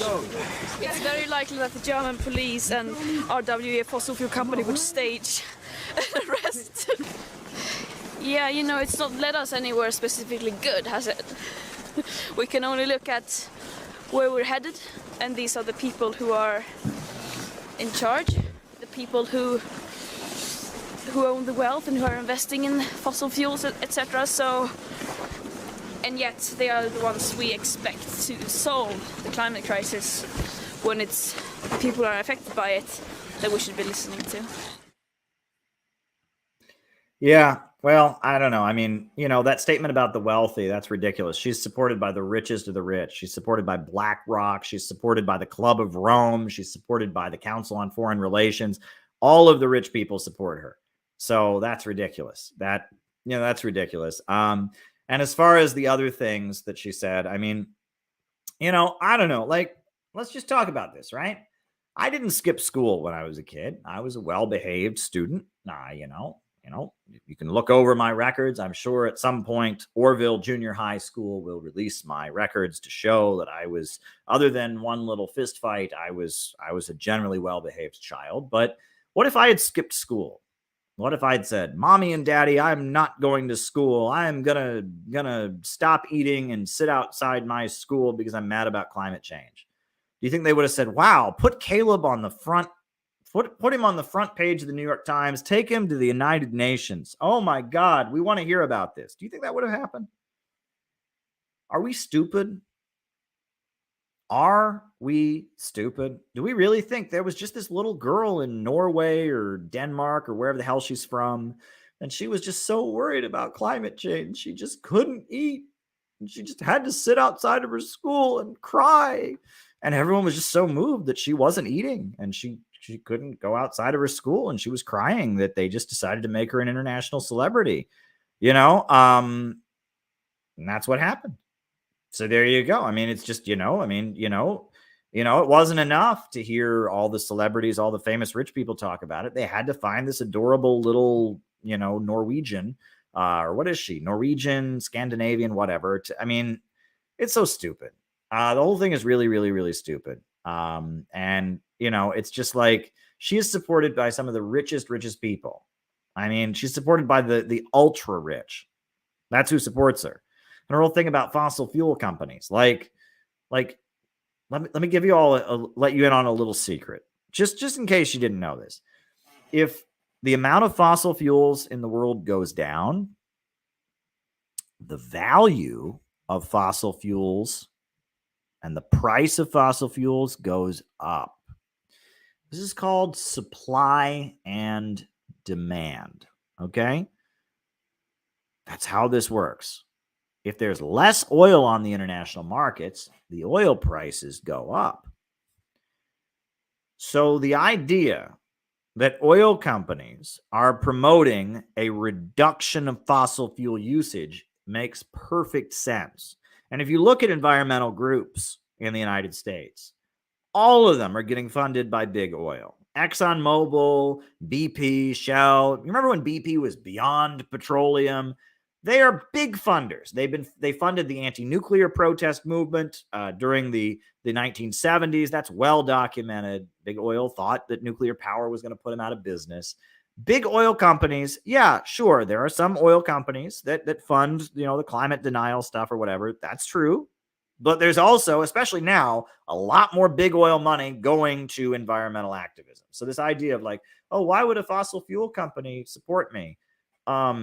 Because the less fossil fuel that is being mined, the less deep sea drilling that goes on, the less fracking that goes on, the more that Russia is pushed out of the world economy. When Iraq is blown to bits and Libya is blown to bits, that makes the oil prices go up, right? When there's less of a commodity on the market, the value of that commodity goes up. So this idea that it's why would a fossil fuel company, no, people think the USA invaded Iraq to go and get their oil. No, the USA didn't invade to go and get their oil. It went there to remove them from the oil markets. Oil exports in Iraq are about 10% of what they were under Saddam Hussein. Same with Libya. We didn't go to Libya to get their oil. We went there to stop Libyan oil production, to drive Libya off the market. We didn't go to Libya to get their oil. We went to Libya to degrow Libya. We didn't go to Iraq to get their oil and develop them with foreign investment.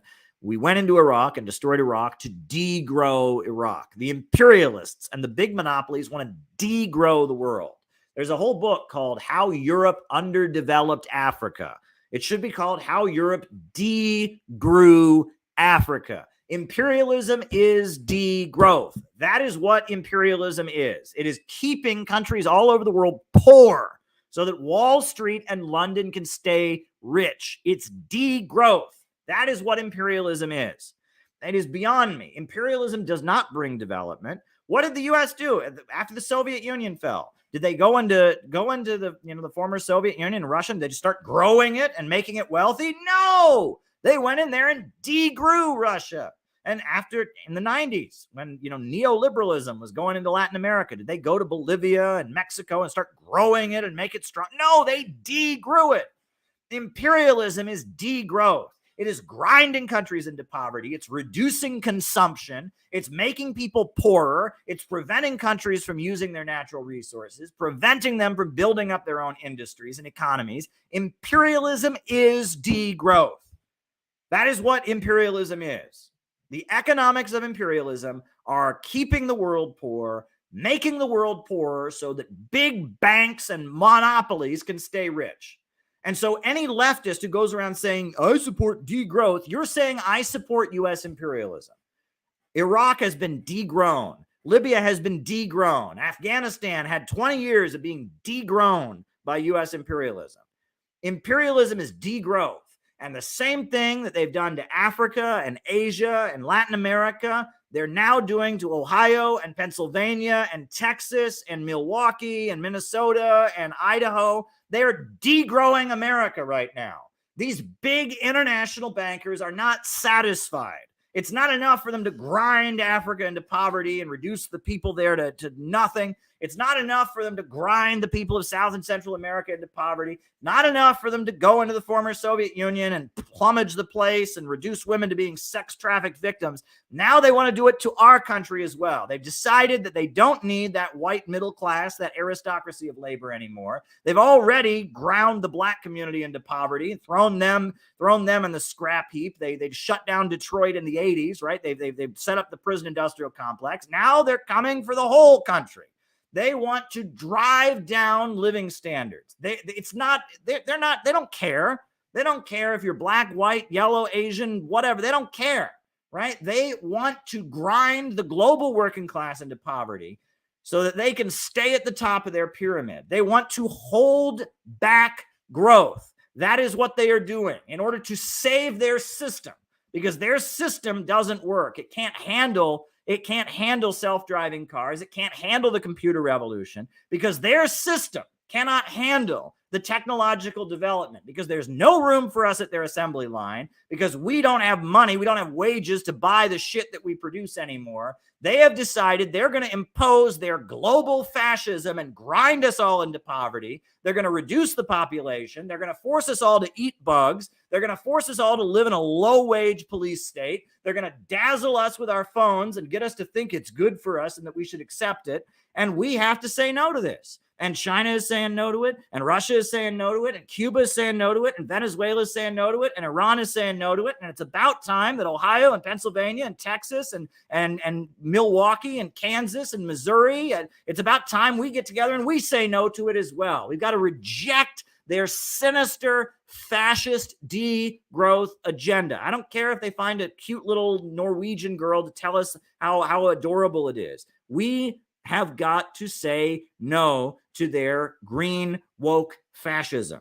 They are leading us to World War III and a low-wage police state to try and save their system. And this is all rooted in the fundamental problems of capitalism. This is rooted in overproduction. This is rooted in the tendency of the rate of profits to fall. This is rooted in the contradiction between the worker and the machine. This is rooted in everything Karl Marx talked about in Capital. And the only reason you don't know about it is because leftism and socialism has been co-opted by a bunch of stupid middle-class hippies who also hate humanity.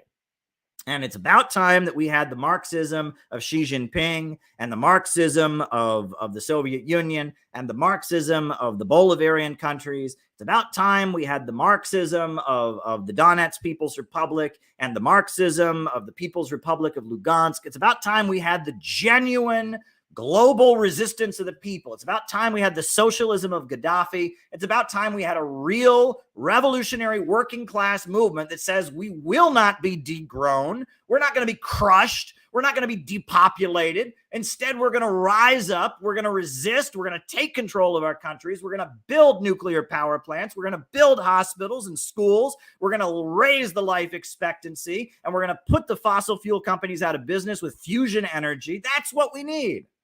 Growth is the answer, and growth is only possible with socialism, with banks and factories and industries and centers of economic power organized to serve public good, eliminating the rule of profits, forcing the economy to work in the interests of the people, a society where the means of production are organized to serve public good, not the profits of a wealthy few, a society where we have a government of action that fights for working families. That's what we need. That is what we need. That is what we need.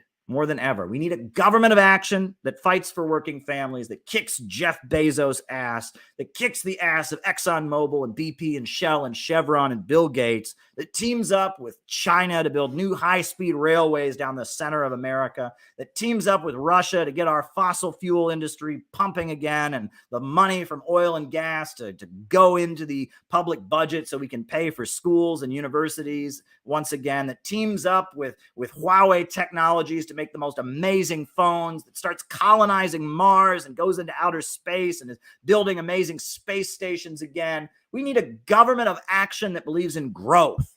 That's what we need. And that's what they've got in China. And that's what they've got in Russia. And that's what they've got in Cuba. And that's what they've got in Venezuela. That's what they've got in Iran. And that's what we need right here in the United States. A government of action to fight for working families. Not a degrowth, fascist, pessimistic dark age. Not a high-tech dark ages by our sinister Malthusian rulers, the Silicon Valley fascists and their degrowth fantasies. No, we need a government of action to fight for working families. We need that American spirit of hard work and grit and growth and sacrifice. That's what we need in this country. Once again, that is what we need. That is what we need. And there's nothing more American about it. And you know what?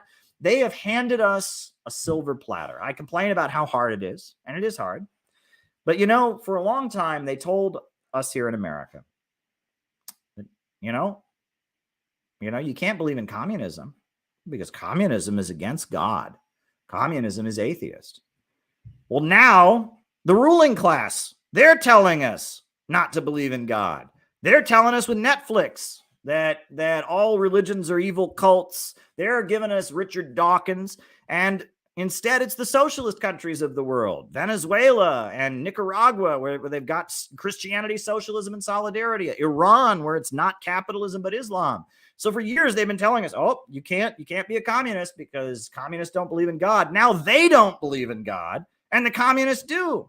It's a gift on the silver platter because most Americans believe in God. Second of all, they've told us for the longest time, you can't be a communist. You can't be a communist because the American way, the American system, the American way of life, American patriotism, it's just the American way. We're opposed to that. Well, they hate America now. They're the ones saying that America is an evil country. We're just a racist settler country, and we should all be ashamed. We should all just wear sackcloth and beat ourselves over the head over the 1619 Project. So now, if we want to defend America, all we have to do is say, actually, there's a good part of America. There's John Brown, there's Huey Newton, there's Gus Hall, there's William Z. Foster, there's Harriet Tubman, and actually, we represent the good side of America. And while they want to destroy America, they want America to just fall apart and, collapse into a woke, self-hating, self-flagellation ritual. We're the ones to say, actually, there's good things in America. And if you love what's good about America, you should be a communist because all the great people in America that stood up against their ugly wars and fought racism, they were all communists. So it's perfect. And what else have they said? Oh, well, you can't be a communist because in America, we believe anyone who works hard can get ahead. And the American way is people go out and start their own businesses. And that's the American way. Well, now turn on Netflix, turn on your phone. They want you to be doped up and high on drugs all day long. They want you to be looking at porno on your computer all day long. They don't want you to believe in growth. They don't want you to go out and start your own business. They don't want you to exercise and stay physically fit. They want you to be a brainwashed drone while they degrow you. And so if you look at the socialist countries, Nicaragua with their entrepreneurship program, China where they're starting businesses, Putin rebuilt the agricultural sector of Russia. It's the socialist countries that believe in the American way of hard work. It's the socialist countries that believe in entrepreneurialism and small businesses and going out and achieving your dreams. It's the socialist countries that are doing that. So if you believe in the American way of life and the American dream and going out and growing and having a new idea, that's what the socialist countries believe in. All of the stuff they used to throw at us, religion, patriotism, the American way, hard work, they don't believe in that shit anymore. We do. It's like they're giving us a gift on a silver platter. Their system is collapsing. And all they have to believe in is pornography. All they have to believe in is sex. All they have to believe in is drugs. All they have to believe in is Gaia worship and anti-humanism. And everything that they used to throw at us is being handed to us at this point. If you are just a normal American who believes in God, who loves your country, who wants to see economic growth and wants to work hard and achieve your dreams, at this point, you have to be a communist. I know it sounds crazy. It doesn't make any fucking sense, but that's the reality that we're living in. They have given us everything they used to attack us with. They've given to us on a silver platter. They've given us religion. They've given us patriotism. They've given us the American dream and entrepreneurialism and individualism. Everything that is important to the American people is under attack, not by communists, but by them. The Netflix crowd, the Silicon Valley fascists, the degrowthers, the Council on Foreign Relations, the big oil monopolists, Bill Gates, they are at war with all the things that Americans find sacred at this point, and they are handing them to the communists. So at this point, everything that Americans hold dear, we are defending, and they are attacking. So this is the ideal moment to do what we do. I complain about how hard it is. Well, it is hard. It is hard because there's an all-out effort to make sure nobody does. In the Communist Manifesto, Karl Marx begins the Communist Manifesto by saying a specter is haunting Europe, the specter of communism. And he talks about how long before the Communist Manifesto was ever published, the ruling class, the capitalists, were getting together and having meetings going, oh my God, there's going to be communism. These workers are going to demand that they control the factories. We can't have that. That's what's happening now. Long before I ever started streaming, long before CPI was founded, the ruling class were getting together and they're saying, oh my God, somebody's going to come along like Caleb Maupin, and they're going to come along and they're going to say that to build a better country and to be loyal to religion and that we're going to have to abandon capitalism. There's going to be a populist movement. We got to inoculate. They have been terrified, inoculating everybody against what they know the inevitable conclusion of their crisis is. The whole reason, the 2016, there was a whole issue of Foreign Affairs magazine called The Power of Populism. Populism is coming. It's bad. Be afraid of populism. Maduro is a populist. Maduro is a populist. Putin's a populist. Xi is a populist. Trump is a populist. Oh my God, there's going to be a populist upsurge. They know, because this is the result of their actions. They are making this happen. Right? And it's what we're doing here is just what normally would happen under a crisis like this, is when people see their jobs and their communities being destroyed, their living standard going down, the danger of a new world war, they want to oppose it. They want a government that will fight for them. They want to stand up to the war makers. They want growth. They want jobs. They want education. They want their communities to be revitalized. What we're offering here is just common sense. And that is why they've gone all out to inoculate everyone against us. Oh my God. Oh my God. No one is allowed to say that. Nobody is allowed to say that. They've gone to every socialist and communist group. No one can talk this way. Nobody's allowed to talk this way. You know, they've gone to the right wing. And they've gone to the right wing. They said, okay, everybody. Now we all know that part of being right wing is you love capitalism. You can't be socialistic. China is our enemy.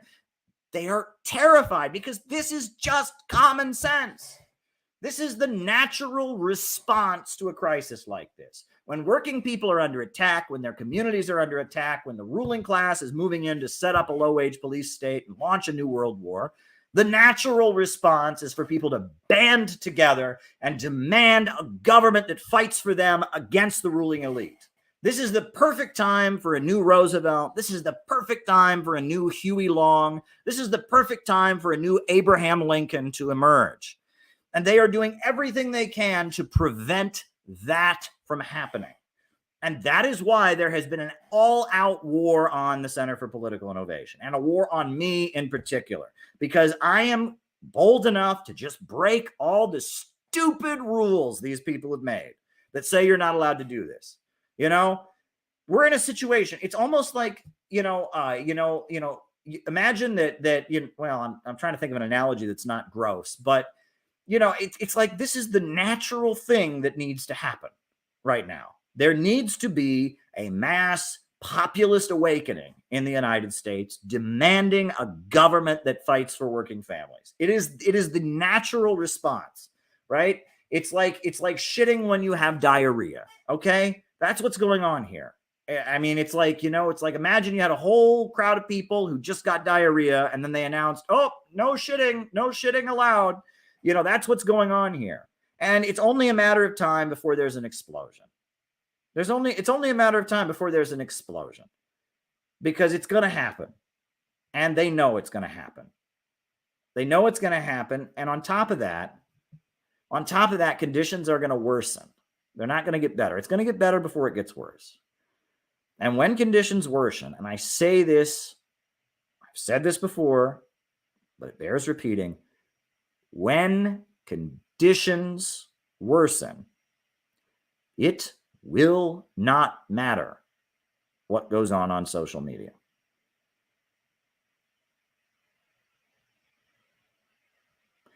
It will not matter what goes on social media. When conditions get to the point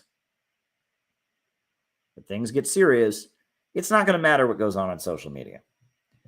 Folks, I hate to use this analogy because obviously that's not my perspective. But, there's a group in Lebanon that controls like half the government. Not even going to say their name. Very powerful organization. The U.S. government calls them terrorists. They control like half the government of Lebanon. Do you think that organization in Lebanon controls like half the government in Lebanon because they're the top on Facebook? Do you think they control the government in Lebanon because they have the most Twitter shares and the most likes? Do you think that's how they got where they are? Or take a look at Nicaragua. You think the Sandinistas, you think that they got back into power in 2006, they recaptured power, Daniel Ortega got reelected president, they started moving the country towards socialism again. Did that happen because Daniel Ortega was just the most popular guy on social media? He had the most likes, he had the most shares. No. But we're not at that point yet. Right now, conditions, very good, John. Conditions in the United States have not ripened to the point that people are organizing out of necessity. But that's coming. I was just in Washington, D.C. Go watch the video I made. I made a video of how, I remember in McPherson Square in Washington, D.C., there used to be Occupy Wall Street camps 10, 20 years ago. Now there's just homeless people. Go all over Washington, D.C. There's homeless encampments all over Washington, D.C. All over Washington, D.C., there are homeless encampments. Everywhere. Go to Los Angeles, Skid Row, miles of homeless encampments. It's coming. And when shit gets real, it's not going to matter how many likes and shares you've got. And when shit gets real, it's going to be about real organizations of real people that have built real political infrastructure that can get real work done. And that is what we desperately need in America. What we do on here, these live streams, this is a means of communication. I'm talking to you all right now. We are communicating about our politics and our message. That's what we're doing. We're communicating. We're speaking to each other. That's great. And I appreciate that this modern technology is allowing me to stare into that camera and talk to you right now. Great. But at the end of the day,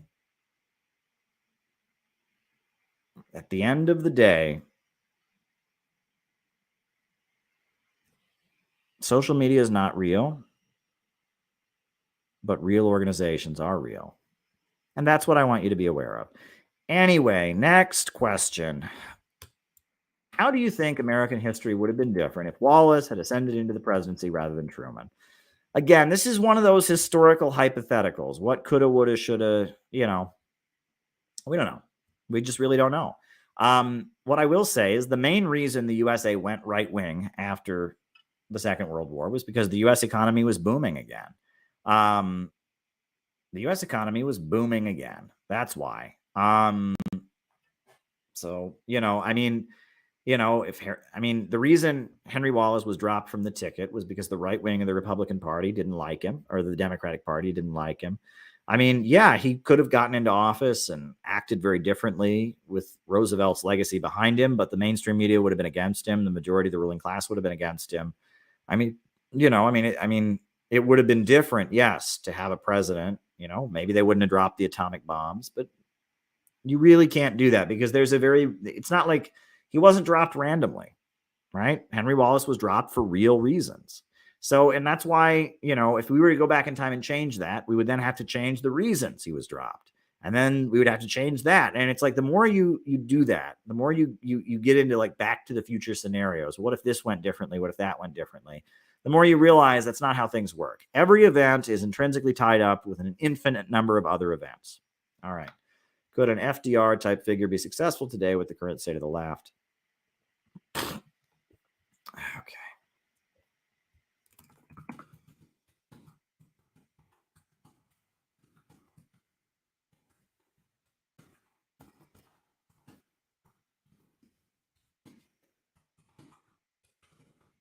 Yes. Based on a united left. All right. Okay. Very good. Next question is Black Hammer did a lot of cringe things for social media, but they've been good the past couple of years doing outreach to Christians and conservatives. Yeah. And you know what? I saw when they were raided and when their leader was arrested. And all I said was, we don't know what happened. I don't know what happened in that house. I don't know, you know, I don't know what happened. I don't know if Ghazi's guilty. And I just was infuriated by seeing all these people on social media cheering on the government going after a Black group that supports Russia, right? Because they, to their credit, are anti-imperialists. They did support Russia. And, you know, and the government raided them. And, you know, I dissed Black Hammer in my BreadTube book. I didn't think that their Anne Frank, you know, publicity stunt was appropriate. But when the government went after them, I said, hold up, let's not support this. And I actually don't know the details of the Black Hammer case, and I'm not ready to speak on it. I 100% am behind Uhuru, which is a completely different group, and I'm open to hearing what Black Hammer has to say. And when I saw them being canceled on social media and I saw all these people cheering for the government to go after them because they did something cringe, I saw Vosh make fun of it. It's like, people don't get that this is how social media works. That social media has set up this situation where if, oh, I saw on social media that so-and-so is dumb, and that way the government can come after them without any resistance, right? That's why Vosh lies on his stream. And that's why he says that Uhuru are the same as Black Hammer, because he psyched his audience up to believe that Black Hammer, oh, they deserve it. And, you know, I mean, I don't know what happened with Black Hammer. I'm open to hearing them out. I'm open to hearing their case, you know, and it doesn't matter if I don't approve of some of the things they've done in the past, right? And that this is the scary thing, is there's all these people who like, oh, they saw a Vosh video, so therefore, you know, it's okay for them to go after somebody. It's like, it's the scariest thing I've ever seen. Socialists used to understand that if the government comes for one of us, we oppose it. Doesn't matter if they're Trotskyites or Maoists or whatever. If the government comes after one of us, we oppose it. But now all these people, they watch on the internet, oh, this person's cringe, we can't support them. And it's like government psyop operations, right? You know, I mean, you know, nowadays, if Sacco and Vanzetti were arrested, instead of all the communists going out to support Sacco and Vanzetti, Vosh would make a video about Sacco and Vanzetti are Nazis. Oh my God, they're from Italy. That means they must be Mussolini supporters. And then, you know, there'd be nothing in support of Sacco and Vanzetti. Like, I mean, it's like, it's terrifying to me. These people don't understand that when we don't have each other's backs, the government comes after all of us viciously. So yeah, it's really infuriating. So yeah, I'm open to hearing about Black Hammer. You know, and they, to their credit, they were anti-imperialist. They did support Russia. So, you know, if they made some mistakes along the way, I mean, whatever. It doesn't matter what they said about Anne Frank. What matters is that they're under attack by the government. I'm open to hearing their side of the story. I don't know what happened in their house, but they're not the same as the Uhuru movement. And let's be very clear about that. And don't let Vosh lie to you about that. Vosh doubled down on his lie about that. That's how committed he is to that lie. His FBI handlers have told him to say that the Uhuru movement is the same as Black Hammer, so that all of his stupid fans will support the government raiding and pointing guns in the faces of Black revolutionaries. It's disgusting, you know? And Vosh, like, he showed like little bits of my video. He didn't even show the whole thing. He just showed me, and then he said, yeah, they are the same as Black Hammer. And he didn't even show me saying what he had done. It was shocking to me. Vosh has committed to lying about that. So there you go. You know, and yeah, and there you go. There you go. And, you know, and look, no matter what we do as CPI, they're going to call us cringe. They're going to make fun of us. They're going to be like, that's stupid. You know, and it's just no matter what. You know, I mean, I made a video one time talking about anti-imperialism and talking about, you know, my journeys to Iran. And they're like making fun of me because the way I talked about tea or something. And they're saying my father's a Wall Street banker, which he is not. It's not very hard to figure out who my dad is. And he's not a Wall Street banker. And, you know, and it's like, and you see this, and it's just like, they will make fun of anybody. These people are professional and that's the other thing. I mean, if you do stuff with us, just be prepared for them to call you cringe, make fun of you, and lie about your family and lie about your history. And that's how evil these people are, right? It's not easy to do what we do, and there aren't any shortcuts. Luna Oi is a great example of a shortcut. The Vietnamese people are aligned with Russia right now, aligned with China against anti-imperialism, and she's on there doing little puppet shows and helping cancel me and other people. She is a piece of shit, you know, honestly. And the second that Vietnam is having some kind of color revolution situation, guess what side she'll be on? She's a sitting duck, and I hope the Vietnamese government arrests her immediately when she starts doing that. I can guarantee you, the second that there's a hashtag Save Hanoi, you know, with George Soros, Luna Oi will be out there with her candle saying, oh, we just want human rights. I'm a communist. You can listen to me. I'm a communist. And she'll give left credibility to some color revolution in Vietnam the second the switch flips. You know what I mean? If she's not with her own government in support of China, in support of Russia, in support of Vietnam, you can be sure that the second that some kind of color revolution starts up in Vietnam, she'll be like, well, I'm a communist, and she'll try to give left cover to it. You know, and I hope the Vietnamese government takes her away and she's never heard from again. That's what I hope. If she does that, not right now, obviously, but you know, I mean, the fact that her own government and her own communist party is supporting with Russia, but she's joining with Western leftists who hate Russia to cancel me, shows you that she is an enemy of her own people. You know, that's what she is. You know what I mean? Right now, Vietnam is getting closer to China. They're getting closer to China right now. That's just a fact. So there you go. All right. Favorite alternative news website, RT.com. Come on. Like, why are you asking me that? That's who I work for. But there's a lot of great news websites. Press TV, you know, Mint Press News, you know, Gray Zone. They do awesome work. There's a lot of great stuff out there. But yeah, I mean, RT.com is ideal because that's where I'm at. There you go.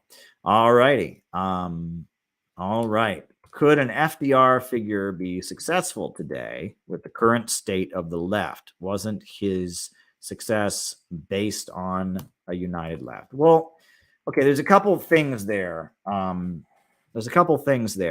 so an FDR type figure, I mean, a united left. I mean, first of all, the left today wouldn't support Roosevelt. They would be the ones calling for his overthrow. They'd call him a dictator. They don't believe in growth. Roosevelt believed in growth. He was building things. Oh my gosh, he was trying to make a stronger country. They all just want to burn it down, tear it down.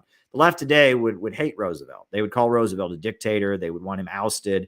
You know, they would hate Roosevelt, right? First of all, the left of the 1930s was the labor unions. It was the labor movement. And they wanted jobs, and they wanted healthcare and education, and they were fighting to rebuild the country. They wanted jobs. There were a bunch of, you know, the people who worked in factories back then were largely men. Many of them were white men.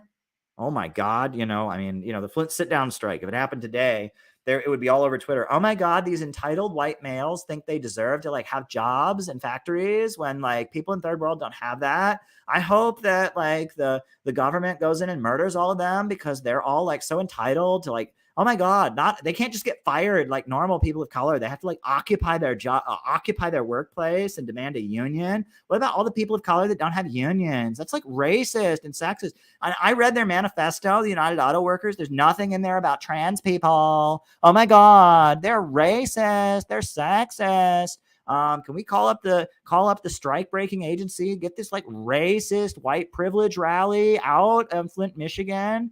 They're like occupying their factory. Oh my God, racist. Oh my God. And they want like jobs. They can have like more money and with their money, they'll like buy more stuff and pollute the environment. They're all just a bunch of racist Euro settlers. Oh my God. Oh my God. That's what would happen if the United Auto Workers strike happened. The wokes back in the 1930s, United Auto Workers in Flint, Michigan, they occupied their factories. So the bosses sent the Black Legion, a group of fascists, to attack them, right? Nowadays, if there was a similar kind of situation, they would mobilize a group of wokes to attack them, right? And they would all go in there and say, "Oh, this union is bad for the environment, and these are all white males, and it's white male privilege," and they would want to destroy it, right? So that's the first thing. The left of today would never support Roosevelt, would never support the Flint sit-down strike. They want Americans to be poorer, and they say this all the time, right? So that's the first thing. Right. Second thing, they were not united. There was division in the 1930s. The Trotskyite communists hated the Communist Party USA. John L. Lewis, the leader of the Miners Union, he was a Republican, and the Teamsters Union were Republicans, and they fought against the Roosevelt-aligned unions. There were all kinds of divisions in the left back then. And, the Communist Party, they were against World War II until the Soviet Union got invaded. They, when the 1939 pact, the Molotov-Ribbentrop Pact was signed. When that happened, the Soviet Union, had signed this non-aggression pact with Hitler. There was all kinds of opposition to the Communist Party. Many people denounced the Communist Party for that. So there was plenty of division in the left back in the 1930s, but it wasn't like it is today. The left, for the most part, they agreed labor unions are good. They agreed higher wages for workers are good. They believed economic growth was good. They believed that socialism was when, the means of production were operated for the good of society. It wasn't when you start a pencil factory or a coffee co-op with your friends. They believed that, and there were divisions in the left back then, but it was a different left. It was a labor-oriented left. It was a socialistic left. It wasn't a woke middle-class suicide death cult, which is what the left is today. And this is why the rally on February 19th is so gosh darn important, guys. It's so important because it's time to break with wokeism. The anti-war movement, if it's going to be successful, you got to break with the left. You got to break with wokeism. You got to break with it. They are the main danger at this point. You got to break with them. Real, genuine communists have got to say wokes are our enemy, and we're with the American working people who are fighting against the wokes. We're with Tulsi Gabbard. We're with Judge Napolitano. We're with Jimmy Dore. We're with Jill Stein. We're going to be with the anti-left forces that are against the war, not with the left that is pro-imperialist. That's what has to happen. And it's a hard pill for a lot of people to swallow. But it must be swallowed. All right, folks, it's been fun. It's been fun. I'm going to pull up the closing music here and say goodnight because it's been a long night. But I'll be back soon. Tune in on Maverick News. I'll be on with Lori tomorrow. That'll be cool. In the struggle against U.S. imperialism is now emerging throughout the world. Ever since World War II, U.S. imperialism and its followers have been continuously launching wars of aggression. But the people of various countries have been continuously waging revolutionary wars to defeat their aggression. And while the danger of a new world war still exists, and the people of all countries must get prepared, revolution is the main trend in the world today.